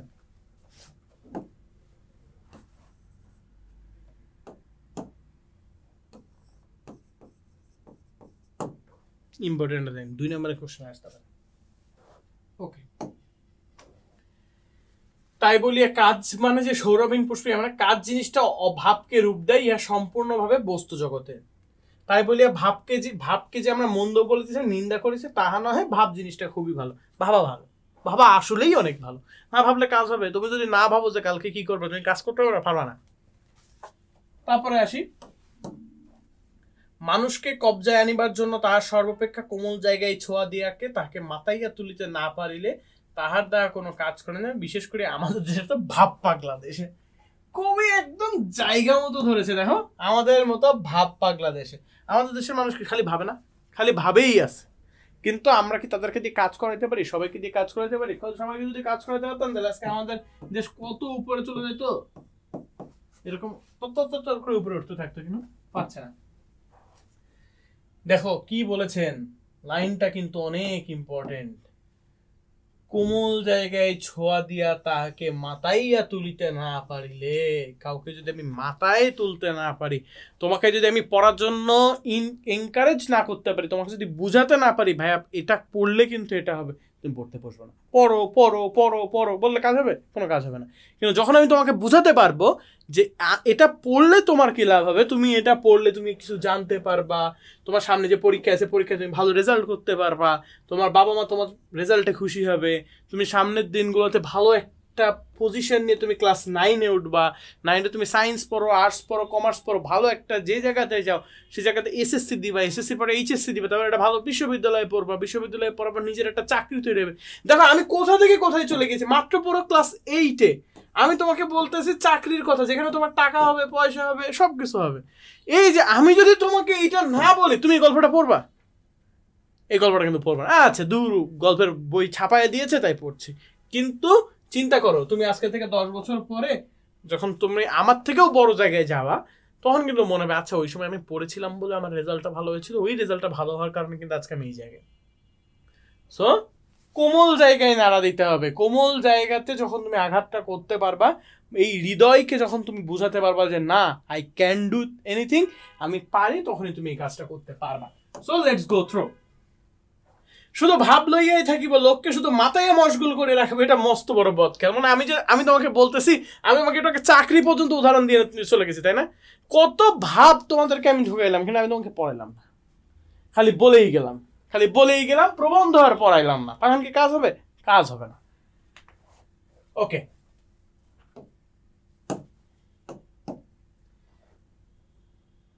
এই ভাবকে কার্যের দাসরূপে নিয়োগ করিতে না পারিলে ভাবের কোনো সার্থকতাই থাকে না। তাছাড়া ভাব দিয়া লোককে মাথায় তুলিতে যদি সে গরমাগরম কার্য সিদ্ধি করে না হয়, তাহলে পরে সে ভাবাবেশ কর্পূরের মতো উড়িয়া যায়। লাইনটা একটু বোঝার চেষ্টা করতে হবে। মানে ধরো একটা কাজ তোমাকে আমি বলছি যে অমুক, ধরো মনে করো ক্লাস করতেছো, যার নাম হচ্ছে, মাইন্ড করো না আমি একটা নাম নিয়ে বলি, ধরো রহিম। আমি রহিমকে বললাম যে রহিম তুমি যদি এটা করো আমি কিন্তু তাহলে তোমাকে আজকে ওই জায়গায় নিয়ে যাও, বা আজকে তোমাকে আমি একটা গিফট দিব। রহিম তো গিফটের আশায় কাজ করতে রেডি। এখন রহিম, আমি কিন্তু তার মনের মধ্যে ভাবটা কিন্তু জায়গায় তুলতে পেরেছি। এখন সাথে সাথে যদি কাজটা করে ফেলে তাইলে হয়ে গেল, কিন্তু রহিম যদি কাজটা ডিলে করে রেখে দেয় এবং তার মধ্যে যদি সে এটা বুঝতে পারে যে আচ্ছা আমাকে তো দিবে, হয়ে যাবে, তাহলে ভাবাবেশ কর্পূরের মতো উড়ে যাবে। কর্পূর হচ্ছে একটা পদার্থ যেটা বাতাসের সাথে খুব দ্রুত মিশে যেতে পারে। মানে তুমি যদি খালি জায়গায় রাখো বা বাতাসের আশেপাশে রাখো, কর্পূর খুব দ্রুত উড়ে যেতে পারে। সো এই ভাবাবেশ কর্পূরের মতো উড়িয়া যায়। অবশ্য এখানে কার্যসিদ্ধি মানে স্বার্থ সিদ্ধি নয়। যিনি ভাবের বাঁশি বাজায় জনসাধারণকে নাচাবেন তাকে নিঃস্বার্থ ত্যাগী ঋষি হতে হবে। মানে আমি যেভাবে গল্পটাকে তোমাদের সামনে বলছি, আমি তোমাদেরকে কোনো একটা ইন্সপায়ার করলাম, সেটা যদি স্বার্থের উদ্দেশ্য হয় তাহলে কিন্তু আবার হবে না। স্বার্থের উদ্দেশ্যে এসব হয় না, স্বার্থ নিয়ে হয় না, তাকে নিঃস্বার্থ হতে হবে। নিচের লাইন, তিনি লোকদিকে সূক্ষ্ম অনুভূতি ভাবকে জাগায় তুলিবেন মানুষের কল্যাণের জন্য, নিজের স্বার্থ সিদ্ধির জন্য নয়। তাহাকে একটি মহত্তর উদ্দেশ্য কল্যাণ কামনা লইয়া ভাবের বন্যা বহাইতে হবে। এই জন্য কেউ কেউ বলেন লোকের কোমল অনুভূতিতে ঘা দেওয়া পাপ। ভাইরা খুব ইম্পর্টেন্ট একটা লাইন। খালি এই পয়েন্টটা কিন্তু খালি তোমাদের হচ্ছে এই পড়ার জন্য না। কোমল অনুভূতিতে আঘাত দেওয়া টাফ। মানুষের যেটা উইক পয়েন্ট, তুমি যদি সেটাতে আঘাত হানো, তুমি যদি সেটাকে নিয়ে খোঁচাতে থাকো বারবার, এটা কিন্তু একটা পাপ। বড় করে লিখে দিচ্ছি, পাপ। এই পাপটাকে তোমাদেরকে করা যাবে না। এই গল্পগুলা কিন্তু তোমাদের নিজেদের জীবনের আত্মোপলব্ধিও। কারোর সাথে কখনো কোনো ব্যবহার করার সময় তুমি যদি বুঝতে পারো যে মানুষটা এইটা বললে তার আর কিছু করার জায়গা থাকে না। অনেকে আছে, কারোর যদি নিজের পরিবারকে নিয়ে কোনো পরিবার নিয়ে তাদের কোমল জায়গা থাকে যে তার পরিবারের ব্যাপারে সে খারাপ কিছু শুনতে পারে না, কারোর নিজেদের পছন্দের মানুষ থাকে, কারোর জীবন থাকে, কারোর নিজের কেরিয়ার থাকে, কারোর হয়তো শখের একটা জিনিস আছে, সেই শখের জিনিসটা বাদে সে চলতে পারে না। তুমি যদি বারবার সেই জায়গাটাকে আঘাত হানো, বারবার যদি সেটা দিয়ে কার্যসিদ্ধি করতে চাও, তাইলে কিন্তু আসলে সেটা পাপ হিসাবেই গণ্য হবে। তোমরা এখন অনেক ছোট জিনিসটা হয়তো ওইভাবে উপলব্ধি করতে পারবে না, কিন্তু এই জিনিসটা তোমাদেরকে যেহেতু গল্পের এই জায়গায় বলছে, গল্পের খাতিরে আমি তোমাদেরকে এই জায়গায় বলি, এই জিনিসটা কিন্তু মনে রাখবা। এই লাইনটা কিন্তু খুবই ইম্পর্টেন্ট, তোমরা পারলে একটু দাগায় রাখো যে লোকের কোমল অনুভূতিতে আঘাত দেওয়া পাপ। কেননা অনেক সময় অনুপযুক্ততা প্রযুক্ত ইয়া হইতে সুফল না ফলে কুফলই ফল। আগে হইতে সমস্ত কাজের বন্দোবস্ত করিয়া কার্যক্ষেত্র তৈয়ার রাখিয়া লোক দিওকে সোনার কাঠের ছোঁয়া দিয়ে জাগাইয়া তুলিতে হবে, নতুবা তাহারা যখন জাগিয়া দেখিবে যে তাহার অনর্থক জাগিয়েছে, কোনো কার্যক্ষেত্র মহাবিরক্ত হয়ে যাবে, আবার ঘুমাইয়া পড়িবে, তখন আর জাগাইলেও জাগিবে না। এই লাইনটা আমি তোমাদেরকে বর্ণনা করি। দেখো, আমি তোমাকে অনেক আশা দেখালাম যে আমি তোমাকে এটা করে দিব, আমি তোমার জন্য এটা করব, আমি তোমার জন্য এটা করব। তুমি এক্সাইটেড হয়ে গেলা, আচ্ছা ঠিক আছে আমি তাহলে আজকে এটা পড়ে ফেলি। কিন্তু দেখলা আমি আর তোমাকে রেসপন্স করতেছি না সাথে সাথে, তখন কি তোমার কি মনে হবে না, দূর ভাইয়া এমনিই বলছে, হয়তো ভাইয়ার কথার কোনো দাম নাই, করি ঠিক আছে।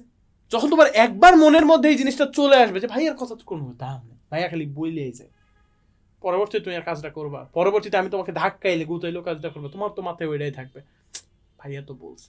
আমাদের অনেকে আছে না যে অনেক কথা শোনায় যে আমি এই করব, আমি ওই করব, আমি সেই করব, কিন্তু একবার যখন তুমি তার উপর ভরসা করে দেখো যে সেটা আর সে করছে না, তখন দ্বিতীয়বার কিন্তু তুমি তার পিছনে আর যাওয়া না। এই লাইনটাই কিন্তু এই লাইনের মাধ্যমে বোঝানো হয়েছে। তা অপেক্ষা বরং কুম্ভকর্ণের নিদ্রা ভালো। এই যে কেননা তখন যে তাহারা জাগিয়া ঘুমাইবে এবং সে ঘুমাই তুলতে পারে, তাহা অপেক্ষা কুম্ভকর্ণের নিদ্রা ভালো, সেরকম ঢোলকাশি বাজাইয়া ভাঙানো বিচিত্র নয়। কুম্ভকর্ণের নিদ্রা কি? কুম্ভকর্ণ সম্পর্কে একটু বলি। কুম্ভকর্ণ হচ্ছে এখানে খুব ইম্পর্টেন্ট না। কুম্ভকর্ণের নিদ্রা কি? কুম্ভকর্ণ হচ্ছে, তোমরা এখানে যারা সনাতন ধর্মাবলম্বী আছো, হিন্দু ধর্মাবলম্বী, তারা হয়তো এই চরিত্রটাকে চিনো।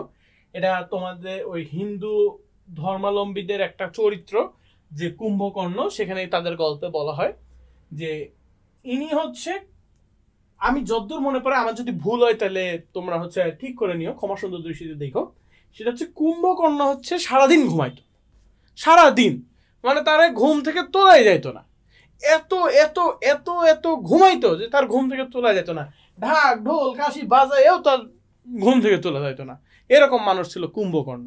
সেই কুম্ভকর্ণের নিদ্রাকে আমরা একটা প্রচলিত শব্দ বলি যে কুম্ভকর্ণের নিদ্রা, মানে যে ঘুম ভাঙে না। অনেকে আছে না আমাদের মধ্যে খালি ঘুমাইলে আর হুঁশ থাকে না, ওইটা হচ্ছে কুম্ভকর্ণের নিদ্রা। এ কথাটা মস্ত সত্যি কথা, তাই এতদিনে ঠেকিয়া শিখিয়েছি। এই যে সেদিন একটা হুজুকে মাতে হুড়ুর করিয়া লোক কত স্কুল কলেজের ছাত্রদল বাহির হইয়া আসিল, কই তাহারা তো তাদের সৎ সংকল্প মহৎ ত্যাগকে স্থায়ী রূপে বরণ করিয়া লইতে পারিল না। দেখো এই জায়গাতে এই গল্পের মাধ্যমে তোমাদেরকে খালি বোঝানো হচ্ছে যে এই যে মহৎ উদ্দেশ্যগুলো তৈরি করা, এই মহৎ উদ্দেশ্যগুলো কিন্তু একদিনে তৈরি হয় না, এবং সেটাকে মহৎ উদ্দেশ্যতে সবসময় পরিণত হবে সেটাও কিন্তু না। কেন এমন হলো? একটা সাময়িক উত্তেজনার মুখে এই ত্যাগের অভিনয় করিতে গিয়ে স্পিরিটটাকে বিশ্রীভাবেই না মুখ ভ্যাংচানো হইল। মানে আমি তোমাদেরকে বলি, কাজটা যখন তুমি করছো, কাজটা তোমার কাছ থেকে আমি আদায় করিয়ে দিতে পারছি না, তখন তোমার কি বিরক্ত লাগবে না? এই বিরক্তির জায়গাতেই কিন্তু এইটা। আচ্ছা, গল্পের অলমোস্ট শেষের দিকে, কিন্তু এই জায়গাতে আসলে অনেক কিছু বোঝার এবং জানার বাকি আছে। আমি তোমাদের একটু দ্রুত বলি, কারণ হচ্ছে তোমাদের নাহলে বুঝতে অসুবিধা হবে। আজ যারা মুখে চাদর, এই লাইনটা আসি, কল্লকার ত্যক্ত বিশ্ববিদ্যালয়ে আবার মুক্তি চুন করে রাখলে কাল দেশে সত্যিকার ডাক আসলে তাহারা কি আর তাহাতে সাড়া দিতে পারিবে? হটকারিতা করিয়া একবার যে ভোগটা ভুগিল, ভ্রম করিল, তাহারাই অনুশোচনা তাহার কিছুতেই মন হইতে মুছিয়া ফেলিতে পারিবে না। আচ্ছা, 10 চক্রে ভগবান ভূত, এই লাইনটাতে আসি। আমি মাঝের এই লাইনটা বলছি না, এই লাইনটা তোমরা পড়লে বুঝতে পারবা, যদি না বুঝতে পারো আমাকে জানাও। কিন্তু এই লাইনগুলোতে কিন্তু ওই যে প্রিভিয়াস আমি যে কথাগুলো বলছি ওই কথাগুলো কিন্তু বারবার রিপিটেশনে বলা হচ্ছে। 10 চক্রে ভগবান ভূত, ইম্পর্টেন্ট একটা মান। এটার একটা সমার্থক শব্দ আছে, দেখো তো শুনেছো কিনা কখনো? অধিক সন্ন্যাসীতে গাজন নষ্ট।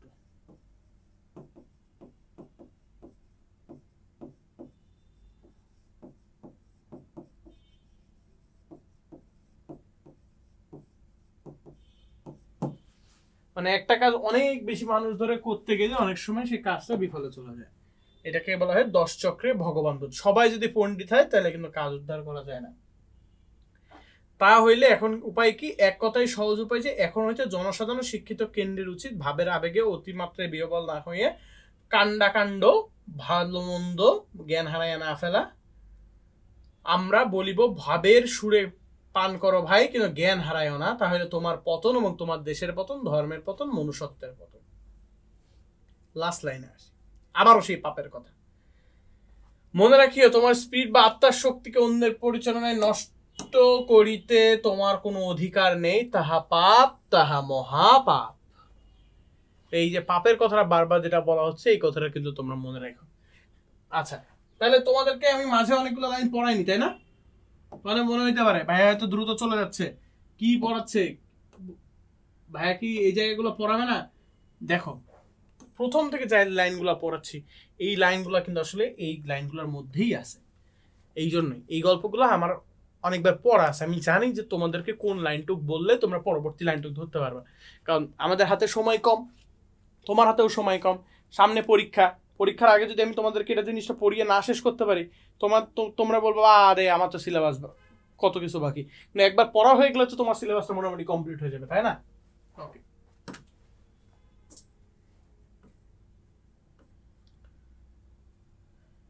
পাঠের পরিচিতি আমরা আগেই দেখেছি। এবার ভাবো কাজ পাঠ পরিচিতি কোথা থেকে না আছে? যুগবাণী গ্রন্থ থেকে। খুব ইম্পর্টেন্ট একটা লাইন, পাশে লিখে রেখো, নোট ডাউন।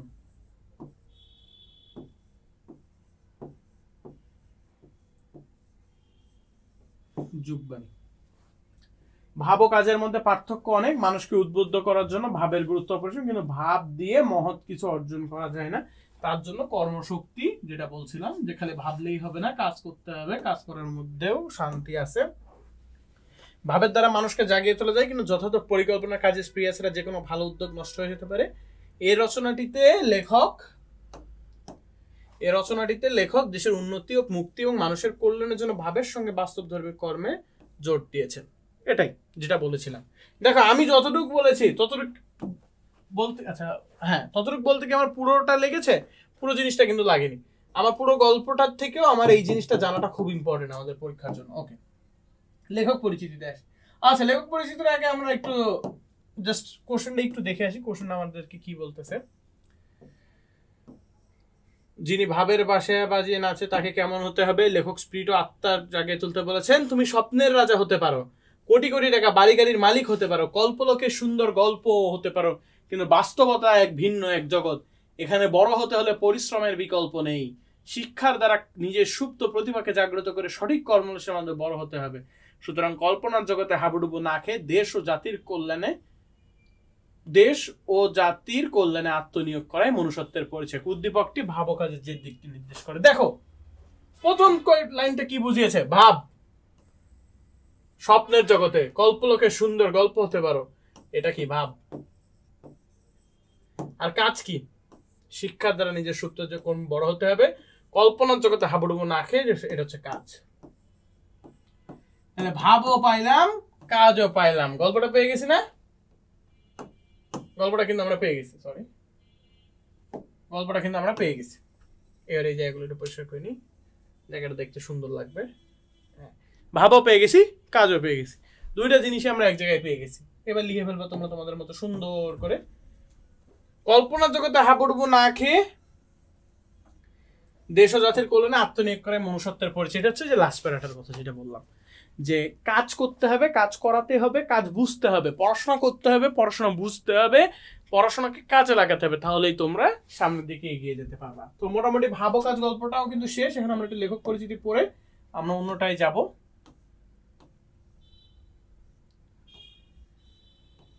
অনেক বড় একটা লেখক পরিচিতি, কিছু ইম্পর্টেন্ট পয়েন্ট আছে। কাজী নজরুল ইসলাম সম্পর্কে আমরা অনেক আগে থেকেই জানি। 1899 সালে জন্ম। কোথায়? বর্ধমান। বর্ধমান কোথায়? ভারতে। আসানসোলের মহকুমা চুরুলিয়া গ্রামে। খুব ইম্পর্টেন্ট লাইন, চুরুলিয়া। এই জায়গায় ওই যে আবার নোটে চুরুলিয়া, এই লাইনগুলো মনে থাকে না আসলে। চুরুলিয়া। তিনি পড়াশোনা করতে পারেন। দশম শ্রেণীর প্রথম মহাযুদ্ধ, দশম শ্রেণীর ছাত্র।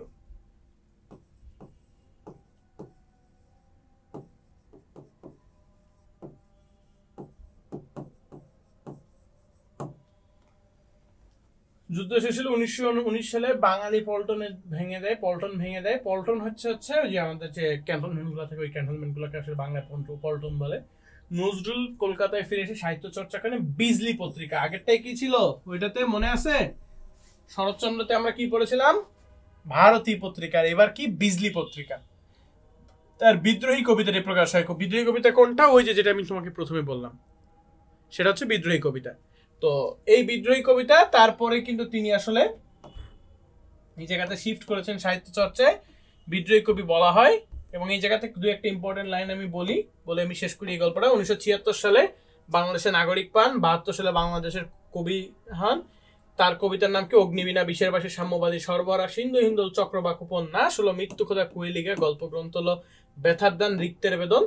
এবং তিনি 1976 সালে 29 আগস্ট ঢাকায় মৃত্যুবরণ করেন। এগুলো জাস্ট হালকা পাতলা করে মনে রাখবা, তাইলেই হবে। সো এরই মাধ্যমে আমাদের ভাব ও কাজ গল্প শেষ। তো আমরা ভাব ও কাজ গল্পটা লাস্টে পড়ছিলাম। তোমাদের মনে হতে পারে যে আমি হয়তো একটু দ্রুত পড়ে যাচ্ছি, আসলে দ্রুত না, সময় অনুযায়ী পড়ছি। এবং তোমরা যখন নিজেরা পড়তে যাবো তখন বুঝবা যে আমরা কতটুকু স্পিডে গেলে আমাদের ভালো হয়। এবার আমরা পড়বো দেনা পড়ে পাওয়া, বিভূতিভূষণ বন্দ্যোপাধ্যায়। আচ্ছা, এটাকে যেহেতু আমরা একটু পাঠ পড়েছি, যে পাঠের উদ্দেশ্যটা পড়ে আসি। একবার পাঠের উদ্দেশ্য পড়লে আসলে তোমাদেরও মনে হয় যে দ্রুত পড়তে সুবিধা হচ্ছে। আসলে যারা এখনো একবারে পড়নি, তারা পাঠের উদ্দেশ্যটা পড়লেও গল্পের অন্তত মূল বিষয়টা বুঝতে পারবা। পাঠের উদ্দেশ্য: কর্তব্য পরায়ণতা ও নৈতিক চেতনার সৃষ্টি, একই সঙ্গে নিজের জীবনের প্রতিফলন ঘটাতেও সক্ষম হবে এমন একটা গল্প। তো কর্তব্য পরায়ণতা ও নৈতিক চেতনার সৃষ্টি, এই জায়গাতে এটা একটা বিখ্যাত কিশোর গল্প। এটা নীলগঞ্জের ফালমন সাহেব, ইম্পর্টেন্ট। আমরা এর আগে কি কি পড়েছি? যুগবাণী দেখেছি, তারপর দেওঘরের স্মৃতি, এবার হচ্ছে নীলগঞ্জের ফালমন সাহেব। এই গল্পের কিশোররা কুড়িয়ে থাকে অর্থ সম্পদের লোভের পরিচয় দেয়নি। ওকে, লোভ, most important thing in this, লোভ। তারা তাদের বয়সের চেয়ে অনেক বেশি দায়িত্বশীলতার পরিচয় দিয়েছে, দেখিয়েছে বয়সে ছোট হলে কি হবে, তাদের নৈতিক অবস্থান আরো বেশি চলে গিয়েছে।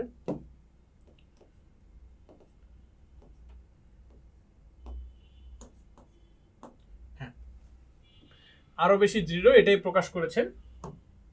তো ফুল স্ক্রিনে যাই। আচ্ছা, একটু ইন্টারাপ্ট করছি, সরি।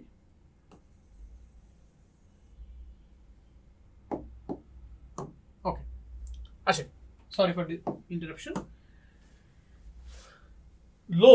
লোভ থেকে আসলে সবকিছু সৃষ্টি হয়, যেগুলো অনাকাঙ্ক্ষিত বিষয়গুলো ঘটে। এগুলো লোভের মাধ্যমেই তৈরি হয়, সো সেই লোভের জায়গা থেকে দেখানো হয়েছে। মানে এখানে গল্পটা বলা হয়েছে কি যে কিছু কিশোর একটা জিনিস কুড়িয়ে পেয়েছে, অনেক দামি অমূল্য জিনিস, কিন্তু তারা সেটাকে নষ্ট করেননি। তারা তাদের সততা ও পরিচয় দিয়ে আসলে সেই জিনিসটাকে আবার সেই তার পূর্বের অবস্থানে ফেরত এনেছে। আমরা একটু অল্প অল্প করে দেখি, প্রত্যেকটা পড়তে পারবো না, জাস্ট এই লাইনগুলো একটু মনে রাখো, আমি যেগুলো তাকিয়ে দিচ্ছি।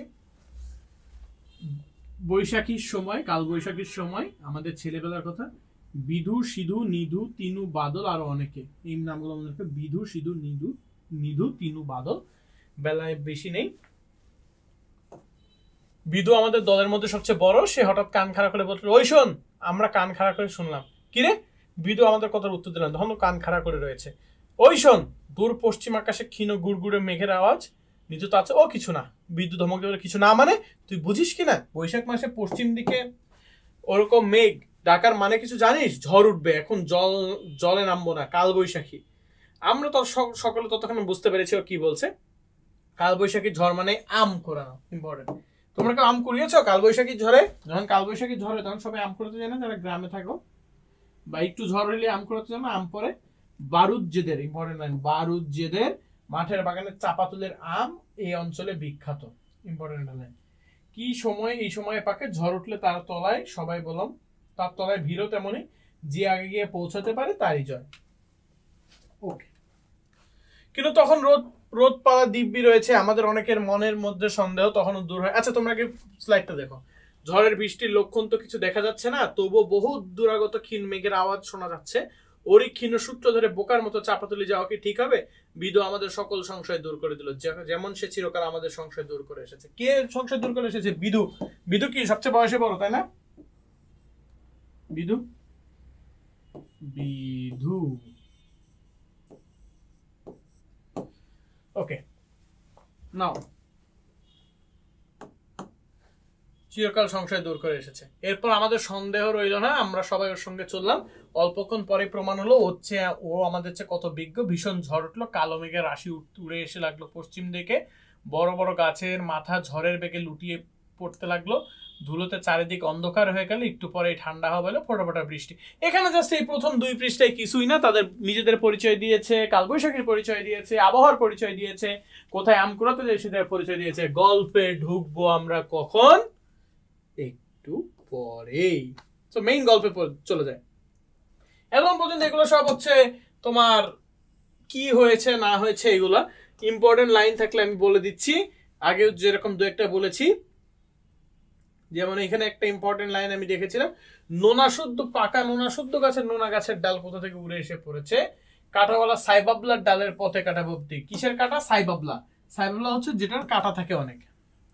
কাটা ফুটবার বয়ে আমরা ডিঙিয়ে চলছি অন্ধকার মধ্যে। এমন সময় বাদল কি একটা পায়ে বেঁধে হোঁচট খেলো। কে হোঁচট খেলো? বাদল হোঁচট খেয়েছে।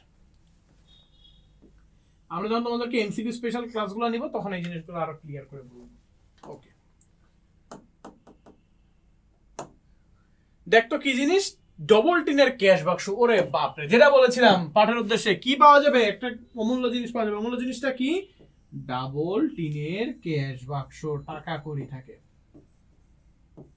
এটা হচ্ছে এই যে এরকম, একটু ছবি দেখে বোঝাই। এরকম অনেকটা বাক্সের মতো থাকে, এই যে কেন সময় যে লকার টাইপ থাকে, এটা মানে এরকম টিনের বাক্স হয় বা এরকম বাক্স হয়। এর মধ্যে টাকা পয়সা নিয়ে আগেকার মানুষজন কাজ করতো, সোনা গহনা থাকতে পারে।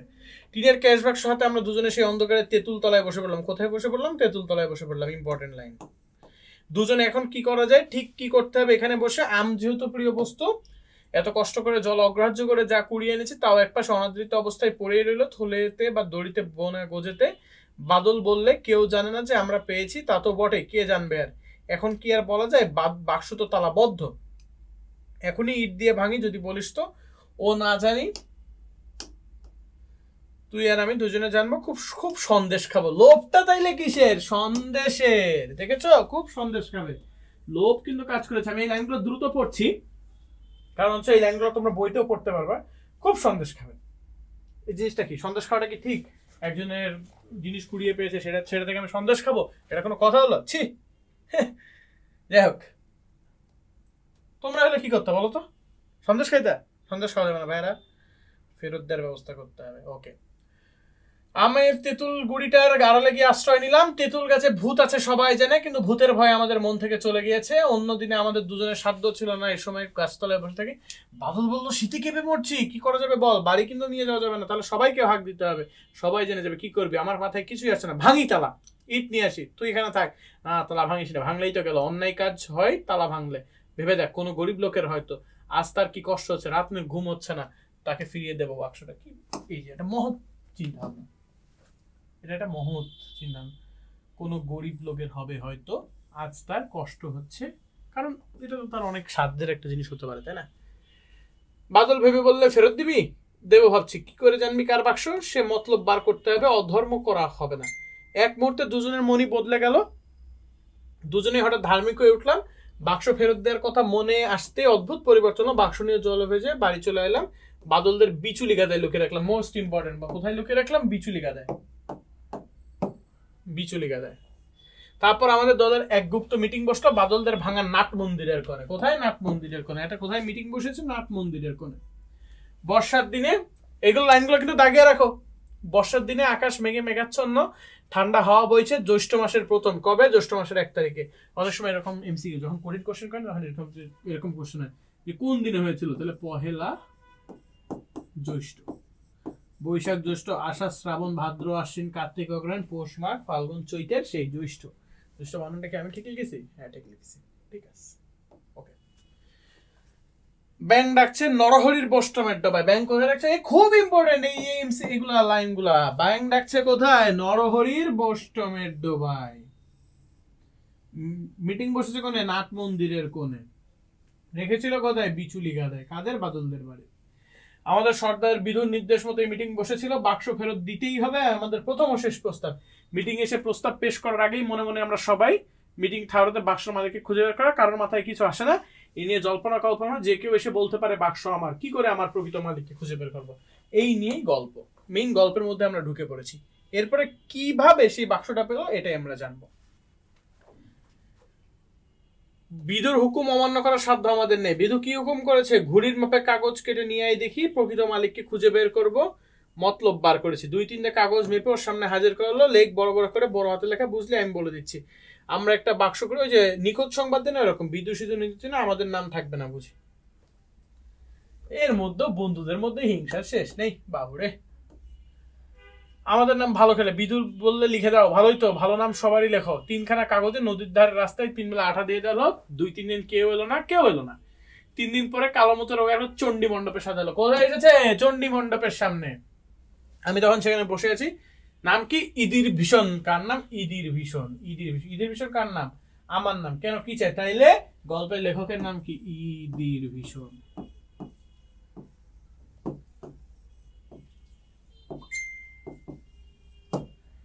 বাবু কাঠের নয়, টিনের বাক্স। কি রঙের টিন? কালো। না যাও বাবু দাঁড়ান, বলছি মোট ঠিক মনে হচ্ছে না, এই রাঙার মতো তুমি নিয়ে। আচ্ছা একটু 1 মিনিট একটু দাঁড়াও।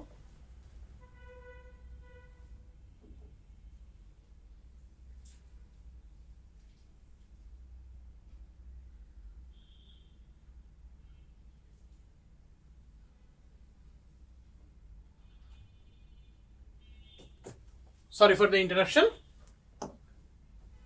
ওকে, ঈদের ভীষণ। তো অনেকেই জাল জালাতি করতে করতে আসলো যে তার কিনা, কিন্তু মনে হচ্ছে রাঙা মতো, মোট ঠিক মনে হচ্ছে না। মানে বলতে হচ্ছে অপরাজীবী অনেকে হয় না এরকম, যে আমরা একটা জিনিস খুঁজে পেয়েছি, নিয়োগ বিজ্ঞপ্তি দিছি, যে এটা হারানো গিয়েছে, এখন অনেক জাল লোক এসেছে, ফ্রড, যে এটা তো আমার, এটা তো আমার, এরকম একজন এসেছে। লোকটা অপ্রতিভাবে চলে গেল, বিদুকে খবর দিতে বললো, ওর নয় রে, লোভে পড়ে এসেছে। ওর মতো লোক কত লোক আসবে? আবার 3-4 দিন কেটে গেল। বিদুর কাছে একজন লোক এলো, তারপরে তার বর্ণনাও মিললো না। বিদু তাকে বিদায় দিল। পত্রপাঠ মানে যত দ্রুত সম্ভব। যাবার সময় নাকি সে শাসিয়ে গেল, চৌকিদারকে বলবে দেখি নেবে। বিদু তাচ্ছিল শুরু, যাও যাও, পার করে গিয়ে বাক্স আমরা কুড়িয়ে পাইনি, যাও। আর কোনো লোক আসে না। বর্ষা পড়ে গেল ভীষণ। বড় বড় গাছ ভেসে যেত নদীর স্রোতে। এটা জাস্ট বর্ণনা দিয়েছে যে কোথায় কি হচ্ছে। এবার আসি পরেরটায়। বাবা, এই যে আমাদের গল্পের আরেকজন, আমার নাম, আমরা কাপালি। বসো, কি মনে করে? তামাক খাস। লোকটা তামাক সেজে খেতে বসলো। শেষে গায়ে চাকরির খোঁজে, বন্যায় নিরস্ত্রে। বাবু আজ এখানে 2 ডাল ভাত খাও। খুব ইম্পর্টেন্ট লাইন, আমি একটু দ্রুত যাচ্ছি। দিচ্ছি তো আপনাদের, মেয়েটার বিয়ে দেবো বলে এই যে চলে এসেছে আমাদের গল্পে। দেখো, মেয়েটার বিয়ে, ছোট মেয়েটার বিয়ে দেবো বলে গহনা গড়িয়ে আনছিলাম, প্রায় 250 টাকার গহনা, পটল বেচা নগদ টাকা 50, এক টিনের বাক্সের ভিতরে ছিল। গরু গাড়ি থেকে যে কোথায় পড়ে গেল তার খোঁজই হলো না, সেই শুরু। তারপরে এই বন্যে বলো কতগুলো টাকা গয়না হারালে? অদেষ্ট, একই বলে বাবু অদেষ্ট। অদেষ্ট মানে ভাগ্য, অদেষ্ট মানে কি ভাগ্য। আজ সেগুলো হতে থাকলো। আজ আমি কান খাড়া করে শুনছিলাম, কি বললাম, কি রঙের বাক্স? সবুজ শ্রেণীর। বাবা আমাদের বাক্সের ব্যাপারে কিছুই জানেন না, আমায় ধমক দিয়ে বলেন তুমি পড়ো না, তোমার সে খোঁজ করে কি দরকার। বিদুর বুদ্ধি খুব আমাদের মধ্যে। সবাই বলতো 8 ঘন্টার মধ্যে চণ্ডী মানুষ বেশ কয়েকটি ছোটখাটো ভিড় জমে গেল। বাক্স ফেরত পেয়ে সে লোকটা কেমন হক চকিয়ে গেল। ঠাকুর মশাই, আপনারা মানুষ না দেবতা, গরিবের উপর এত দয়া আপনাদের? এভাবেই কিন্তু বিদুর সহজে ভুলবার পাত্র নয়। আর বাবা তার মুখ দিয়ে একটা কথাও বেরোল না। দেখো গল্পের কিন্তু শেষ। আমি কি দ্রুত পড়ছি? কারণ আমি একটু ব্যাখ্যা করবো এখন যে গল্পটা কি কি হয়েছে। সো গল্পটা আমি যখন ব্যাখ্যা করবো তখন তোমরা আসলে জিনিসটা ক্লিয়ার বুঝতে পারবে। কারণ পুরোটা রিডিং করতে গেলে শেষ হবে না, আমি তোমাদেরকে আগেও বলেছি। প্রথমত লোভ ছিল, সেটাকে আটকেছে। এরপরে খোঁজের চেষ্টা,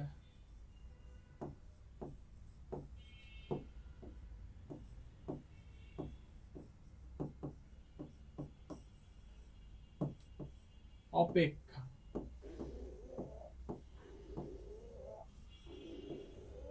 মহানুভবতা।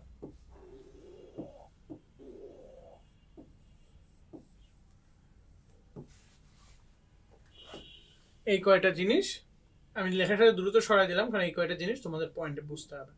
সো মোটামুটি এই গল্পটাও শেষ, আমরা একটু দ্রুত যাচ্ছি। শব্দার্থগুলো আমি একটু দেখি, এটাকে একটু কিছু কিছু শব্দার্থ খুবই ইম্পর্টেন্ট। দণ্ডবত, মাটিতে পড়ে সাষ্টাগ্রে প্রণাম। এই যে মাটিতে পড়েছে এইভাবে প্রণাম যেটাকে করে সেটাকে বলে দণ্ডবত। কাপালে হচ্ছে তান্ত্রিক হিন্দু সম্প্রদায়। বিচুলিগাদা তোমরা যারা দেখেছো তারা চেনো, ধান এবং খড়ের স্তূপ। নাটমন্দির মানে দেবতার সামনে যেখানে নাচ গান করা হয়। বৈষ্ণব মানে হচ্ছে হরিনাম সংকীর্তন করে যারা। আর চৌকিদার হচ্ছে প্রহরী। আড়ি হচ্ছে ধান গমে পরিবেশ, মানে আড়িতে, মানে ওই যে ধান টান যেখানে রাখা হয় সেটা হচ্ছে আড়ি। তো এটা বিভূতিভূষণ গল্প, নীলগঞ্জের ফালমন সাহেব। এই গল্পের কিশোরা কুড়িয়ে পারা অর্থ সম্পদ নিয়ে লোভের পরিচয় দেয়নি। কি বলেছি, লোভের পরিচয় দেয়নি, ওই যে একটু আগে লিখেছিলাম। বরং তারা বয়সের চেয়ে অনেক বেশি দায়িত্বশীলতার পরিচয় দিয়েছে, ওই যে খোঁজ করার চেষ্টা। লেখক দেখিয়েছেন বয়সের ছোট হলে কি হবে, তাদের নৈতিক অবস্থানও বেশ দৃঢ়। এই গল্পে কিশোরদের ঐক্য চেতনার মধ্যে যেমন পরিচয় পাওয়া যায়, তেমনি তাদের উন্নত মানবিক ঘটনা পরিচয় পাওয়া যায়। সততা, নিষ্ঠা, কর্তব্যবোধের পরিচয় পাওয়া যায়। বয়োজ্যেষ্ঠদের বিস্মিত অভিভূত। কিশোররা যখন ঐক্যবদ্ধ হয়ে সিদ্ধান্ত গ্রহণ করে তারা তাদের এই জায়গাটা হবে, তখন তাদের একতাও এখানে দেখা গিয়েছে। যে বুদ্ধি বিবেচক তাকে মান্য করা, তার আস্থা স্থাপন করে, এটি গল্পের গুরুত্বপূর্ণ। দরিদ্র অসহায় মানুষের প্রতি ভালোবাসার চিত্রে ফুটে উঠেছে। লাস্ট লাইনটা ইম্পর্টেন্ট।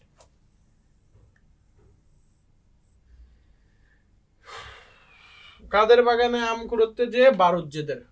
Important line. আমি যেগুলো ইম্পর্টেন্ট লাইন বলেছি সেগুলোই কিন্তু আসলে এমসিকিউতে আসছে। সামনে যখন এমসিকিউ আমি পড়াবো তখন তোমরা আরো দেখতে পারবা। ওকে, এবার আসি। আরিফ ট্যাক্সি চালিয়ে ক্যাব জীবিকা নির্বাহ করে। একবার একজন আরোহী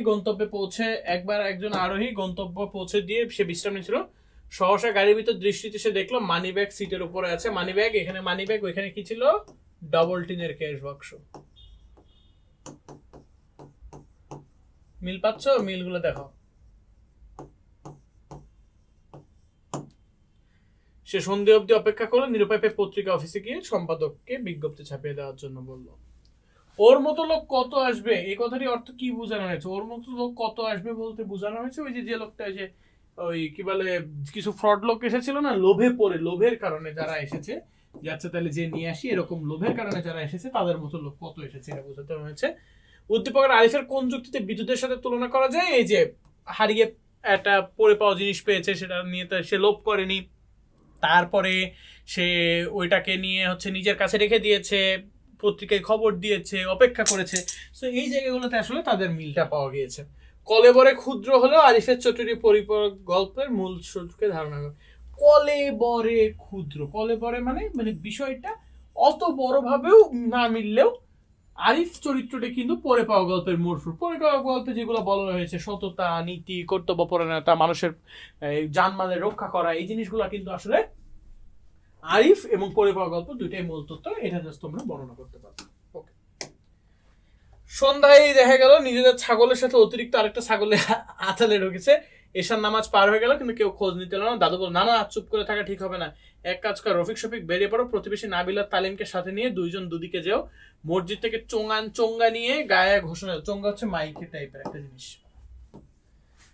কিছুক্ষণের মধ্যে দুভাই দাদুর পরামর্শ পেয়েছে, ভাই সাহেব একটা ছাগল পাওয়া গেছে, যাদের ছাগল দয়া করে মতিন শিকদারের বাড়ি থেকে নিয়ে যায়। মানে এই যে পরে পাওয়া জিনিসটা নিয়েই বারবার, যে পরে পাওয়া জিনিস কারোর আমল বলতেছি, কারণ আমানত নষ্ট করতে নেই, এটা কিন্তু তোমাদের শিক্ষা। তোমরা যদি কখনো কোথাও কোনো কিছু পরে পাও যেখানে যেটা তোমার না, সেটা কখনোই নিজে ভোগ করবে না। রফিক শফিক চোঙ্গা ঘটনাটি পরে পাওয়া গল্পের কোন দৃশ্যের সঙ্গে পেল? ওই একই সেম যেটা আমরা আগেই পড়েছি। পরে পাওয়া জিনিস পেয়েছে, লোভ করেনি, যার জিনিস তাকে ফেরত দেওয়ার জন্য চেষ্টা করেছে। উদ্দীপকের দাদু যেন পরে পাওয়া গল্পের মূল চেতনার প্রতিভূ। আবারও সেম কথা, পরে পাওয়া গল্পেও যে জিনিসগুলো ঘটেছে এখানেও সেই জিনিসগুলো ঘটেছে।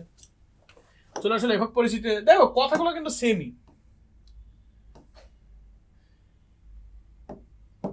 বিভূতিভূষণ 1984 খ্রিস্টাব্দে 24 পরগনায় মাতুলালয়, এই যে এই লোক মাতুলালয় মানে মামার বাড়িতে জন্মগ্রহণ করেন। তার পৈতৃক বাড়ি পশ্চিমবঙ্গের ব্যারাকপুরে। তার বাল্যকাল ও শৈশব কেটেছে দলের মধ্যে। মাতার নাম মৃণালিনী দেবী, পিতা মহানন্দ দেব বন্দ্যোপাধ্যায়। ছোট গল্প প্রবন্যাস, তিনি জীবনে আনন্দ খুঁজে পান। তার চরিত্রের সাহিত্য এবং অবিচ্ছন্নতায় শতমোহিত হয়েছে। তার সাহিত্যে প্রকৃতির অনাবিল কি হলো হয়তো হ্যাঁ, তার পথের পাঁচালী খুব ইম্পর্টেন্ট। পথের পাঁচালী, অপরাজিত তার শ্রেষ্ঠ কীর্তি, এই দুটো মেইনলি মনে রাখতে হবে। তার সাথে আরণ্যক ইছামতি, মেঘমোল্লার মৌরিফুল, মিসিমদের কবচ, হীরামানিক, চাঁদের পাহাড়, অনেক কিছু অনেক আছে। কয়েকটা জাস্ট তোমরা মনে রাখবে ইম্পর্টেন্ট, তাইলেই তোমাদের এটা হয়ে যাবে। দেন তিনি 1955 সালে মারা যান, 50 সালে মারা যান, সরি। সো এটা হচ্ছে লেখক পরিচিতি। এরই মাধ্যমে আমাদের এই গল্পটাও শেষ। আমরা একটু সূচিপত্রে যাই, দেখি আমাদের আর কয়টা গল্প আমরা আজকে পড়বো। আমরা অনেক কিছু পড়ে ফেলেছি, তাই না? বোর্ড লাগছে না তো? কারণ আমি কিন্তু আসলে সবকিছু পড়াতে গেলে তোমাদের পড়া শেষ হবে না, বুঝছো? তো আমাদের তাইলে কি 3টা শেষ হয়ে গেল, এখনো আমরা দেখি আর 2টা হয়তো আমরা প্রথম ক্লাসে পড়ার চেষ্টা করব। যদি না হয় তাহলে আমরা পরবর্তী ক্লাসে পড়বো। তৈলচিত্রের ভূত আর এবারের সংগ্রাম, স্বাধীনতার সংগ্রাম।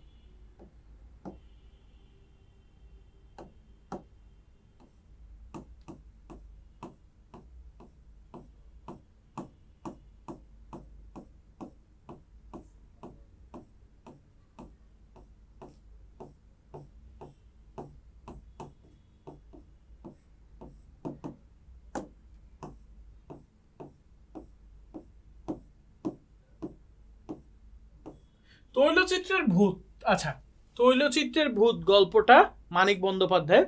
এটা জাস্ট আমি তোমাদেরকে সংক্ষিপ্ত সামারিটা বলবো, তাহলে তোমরা পুরো গল্পটা বুঝে যাবা। সো সেটা আমরা শুরু করব এখনই। তৈলচিত্রের ভূতে যে বিষয়টা বলছি, তৈলচিত্রের ভূত হচ্ছে একটা খুবই ইন্টারেস্টিং একটা গল্প, মজার একটা গল্প। সেটা হচ্ছে এখানে কিছু বিজ্ঞানের ছোঁয়া আছে। মানে এখানে একটা ছেলে একটা তৈলচিত্র মানে হচ্ছে একটা ফ্রেমের একটা ছবিতে হাত দিলেই দেখে যে শক খাচ্ছে। ওমা, মানে এই যে ধরো এটা একটা ফ্রেম, এই ফ্রেমে আমি হাত দিলেই এই যে এরকম দেখাই আমি তোমাদেরকে। এই যে এটা একটু আমি অফ করি, এরকম ধরলেই কেমন জানি শর্ট করে উঠছে, ধরলেই শক করে উঠছে। ও অবাক হয়েছে, ও মনে করে যে হয়তো এই যে এই তৈলচিত্রটা হয়তো ভূত আছে, ভূতটা ওকে শক দিচ্ছে। কিন্তু আসলে কি ভূত বলে কিছু আছে? নেই, ভূত বলে কিন্তু কিচ্ছু নেই, ভূত বলে কিছুই নেই। তখন কিভাবে আসলে কি হয়েছিল তার সাথে, সেটা নিয়েই গল্প। মূলত এখানে ইলেকট্রিকের একটা কানেকশন ছিল, যে কানেকশনটা থাকার কারণেই সে হয়েছে, কিন্তু সে মনে করছিল সে তৈলচিত্র থেকে হয়তো ভয় পাচ্ছে। কিছু ইম্পর্টেন্ট লাইন বলে, লাইব্রেরিতে বসে চিঠি লিখেছিল, চোরের মতো নিঃশব্দে ঘরে ঢুকে নগেন ধীরে ধীরে এগিয়ে তার টেবিলে ঘেসে দাঁড়ালো। পরাশর ডাক্তার মুখ না তুলে বলল, বসো নগেন। চিঠিখানা শেষ করে খামে ভরে ঠিকানা লিখে চাকরকে ডেকে সেটি তাকে ডেকে পাঠিয়ে দিল। আবার নগেনদের দিকে তাকালেন। বসতে বললাম যে, চেয়ারে হয়েছে কেন, অসুখ নাকি? নগেন ধপ করে একটা চেয়ারে বসে পড়লো। চোরকে যেন জিজ্ঞাসা করা সে চুরি করেছে কিনা। না না, অসুখ হয়নি, অসুখ আবার কিসে, নগেন হচ্ছে এখানে একটা ক্যারেক্টার। গুরুতর ঘটেছে সে বিষয়ে নিঃসন্দেহ হয়ে পরাশর ডাক্তার খুব ইম্পর্টেন্ট একটা পয়েন্ট, পরাশর ডাক্তার আঙুলি ডগাগুলো একত্র করে নগেনকে দেখতে লাগলেন। মোটা সোটা হাসি খুশি ছেলে, চকচকে চামড়া পর্যন্ত শুকিয়ে গেছে। ওই যে ভয়ে শ্রাদ্ধের নিমন্ত্রণে গিয়েছিলেন, একে তো শ্রাদ্ধ, তারপরে ওই নিমন্ত্রণ, সব মিলিয়ে এমন একটি বিভীষিকাময় অবস্থা। তো সবকিছু মিলিয়ে নগেন তার মামা বাড়ি থেকে কলেজে পড়ে, মাস দুয়েক আগে নগেনের মামা শ্রাদ্ধের নিমন্ত্রণ রাখতে গিয়ে পরাশর ডাক্তার নগেনকে দেখেছিলেন। মানে এই মামার ভূত যে জিনিসটা, আমি একটু শর্টে বলি, মামার ভূতের এই বিষয়টাকে নিয়ে কিন্তু তিনি আসলে বলেছেন। ডিটেইলস এখানে তোমরা যখন পড়বা তখন বুঝতে পারবা যে এই গল্পটা, সেই গল্পে যে জিনিসটা ঘটেছিল, যে ওই ওই তৈলচিত্রটা ছুঁইলেই যে সে শক করে, ওই শকটা নিয়েই বলেছে। অশরীরী শক্তি তার মনে হয়েছিল। আমরা পাঠের পরিচিতি যদি পড়ি, যে এই যে ভূতে বিশ্বাস নিয়ে মানুষের মধ্যে যে কুসংস্কার বিরাজমান তা ভিত্তিহীন, কাল্পনিক, অন্তঃসার শূন্য। বিজ্ঞানসম্মত বিচারের বুদ্ধির মাধ্যমে এই কুসংস্কার আত্মবিশ্বাস সহজেই দূর করা সম্ভব। বিজ্ঞানসম্মত কি, ওই যে ইলেকট্রিক শকের যে বিষয়টা বোঝানো হয়েছে।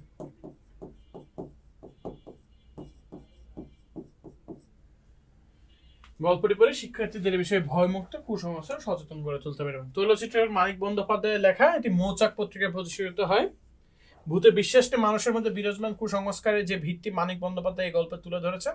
এই গল্পে তিনি দেখিয়েছেন বিজ্ঞান বুদ্ধির জয়। কুসংস্কার ছন্নতার কারণে মানুষ নানা অশরীরী শক্তির প্রতি বিশ্বাস স্থাপন করে বিভ্রান্ত হয়ে পড়ে। কিন্তু মানুষকে যদি বিজ্ঞান চেতনা দিয়ে ঘটনা বিশ্লেষণে উদ্বুদ্ধ করা যায়, তাহলে এইসব বিশ্বাসের অন্তঃসার শূন্যতা ধরা পড়ে। মানিক বন্দ্যোপাধ্যায় এই গল্পে নগেন চরিত্রে ভূত বিশ্বাস স্বরূপ ব্যাখ্যা করেছেন। এবং মৃত ব্যক্তির আত্মাকে ভূতে পরিণত, এরকম বিশ্বাস সমাজে প্রচলিত থাকে। নগেন বৈদ্যুতিক শককে ভূতের কাজ বলে বিশ্বাস করেছে। অন্যদিকে পরাশর ডাক্তার সবকিছু যুক্তি দিয়ে বিচার করে বুঝিয়ে ধরা হয়েছে। তাহলে নগেন মূল ক্যারেক্টার, তাই না? আর পরাশর ডাক্তার এই ইউনানি কাহিনী।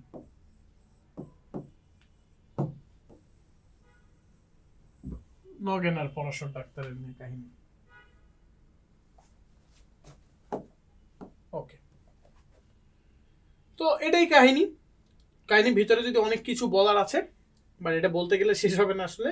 এই জন্য তোমাদের জন্য সুবিধা করি, তোমরা যখন গল্পটা পড়বা তখন বুঝতে পারবা যে আমি কি ঘটনাটা বলেছি, কি বলার চেষ্টা করেছি। তাহলে তোমরা বিষয়টা অনেক ক্লিয়ারলি ধরতে পারবা কখন কি হয়েছে। গল্পের একটার পর একটা গল্প, এটাই কিন্তু আসলে আমাদের এখানে প্রকাশ পেয়েছে। এবারে আসি, এই গল্পের সৃজনশীলটাকে আলোচনা করলে তোমরা এই গল্পটা সম্পর্কে আরো ডিটেইল জানতে পারবা।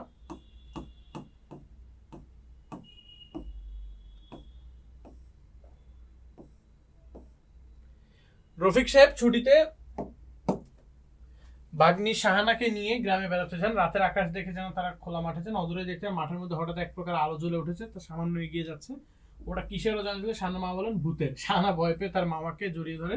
মামা তখন তাকে বুঝিয়ে বলে খোলা মাঠের মাটিতে এক প্রকার গ্যাস থাকে যা বাতাসের সংস্পর্শে জ্বলে ওঠে। এটা একটা বিজ্ঞান। ওইখানে কি ছিল? বৈদ্যুতিক শক।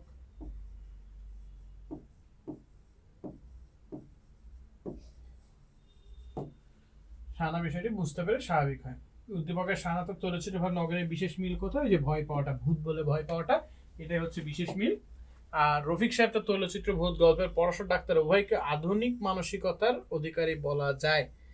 ওই যে ইনিও বিজ্ঞানের দিয়ে বুঝিয়ে দিলেন, উনিও বিজ্ঞান দিয়ে বুঝিয়েছেন যে ওইটা হচ্ছে বৈদ্যুতিক বিষয় থেকে আসা। তো তিনি ওই জিনিসটা বুঝিয়ে দিয়েছেন। আসি একটু কোথায় বুঝিয়েছেন।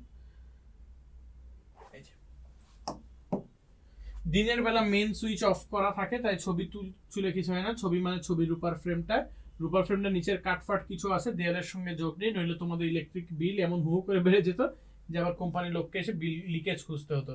তুমি আবার ভূতের আসল পরিচয় জানতে পারতে। এই যে পরেশ তোমার মামার উপযুক্ত ছেলে বটে, কিছু পয়সা বাঁচানোর জন্য বাপের ছবিতে ভূত এনে ছেড়েছে। এই খবরটা যদি আগে দিতে আমায়। এই যে মানে ওই যে রূপার ফ্রেম, আমি তোমাকে একটু বুঝাই।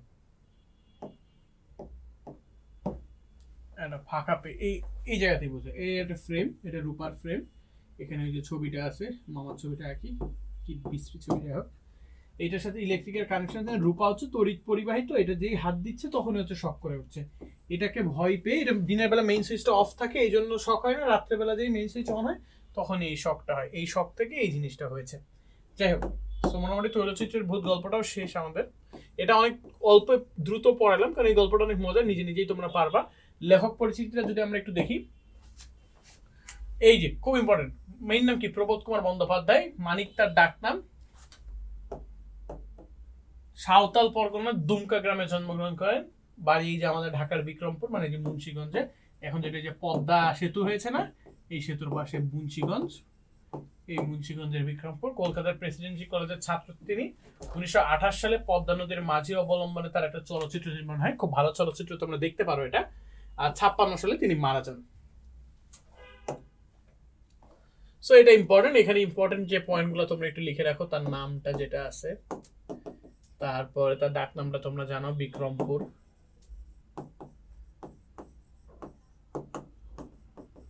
তারপরে পদ্মা নদীর মাঝি,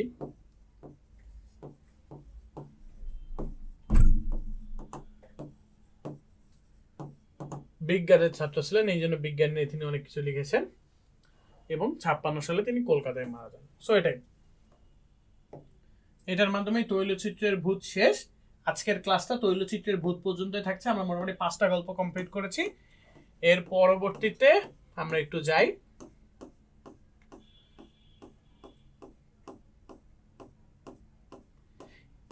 প্রথম গল্পটা আমি একটু দ্রুত, বেসিক্যালি অনেক বড় করে পড়িয়েছি, কারণ হচ্ছে প্রথম গল্পটা থেকে একটু বেশি কোশ্চেন আসে, পরবর্তীগুলোতেও থাকে, প্রথমটাতে তো বেশি থাকে, এই জন্য।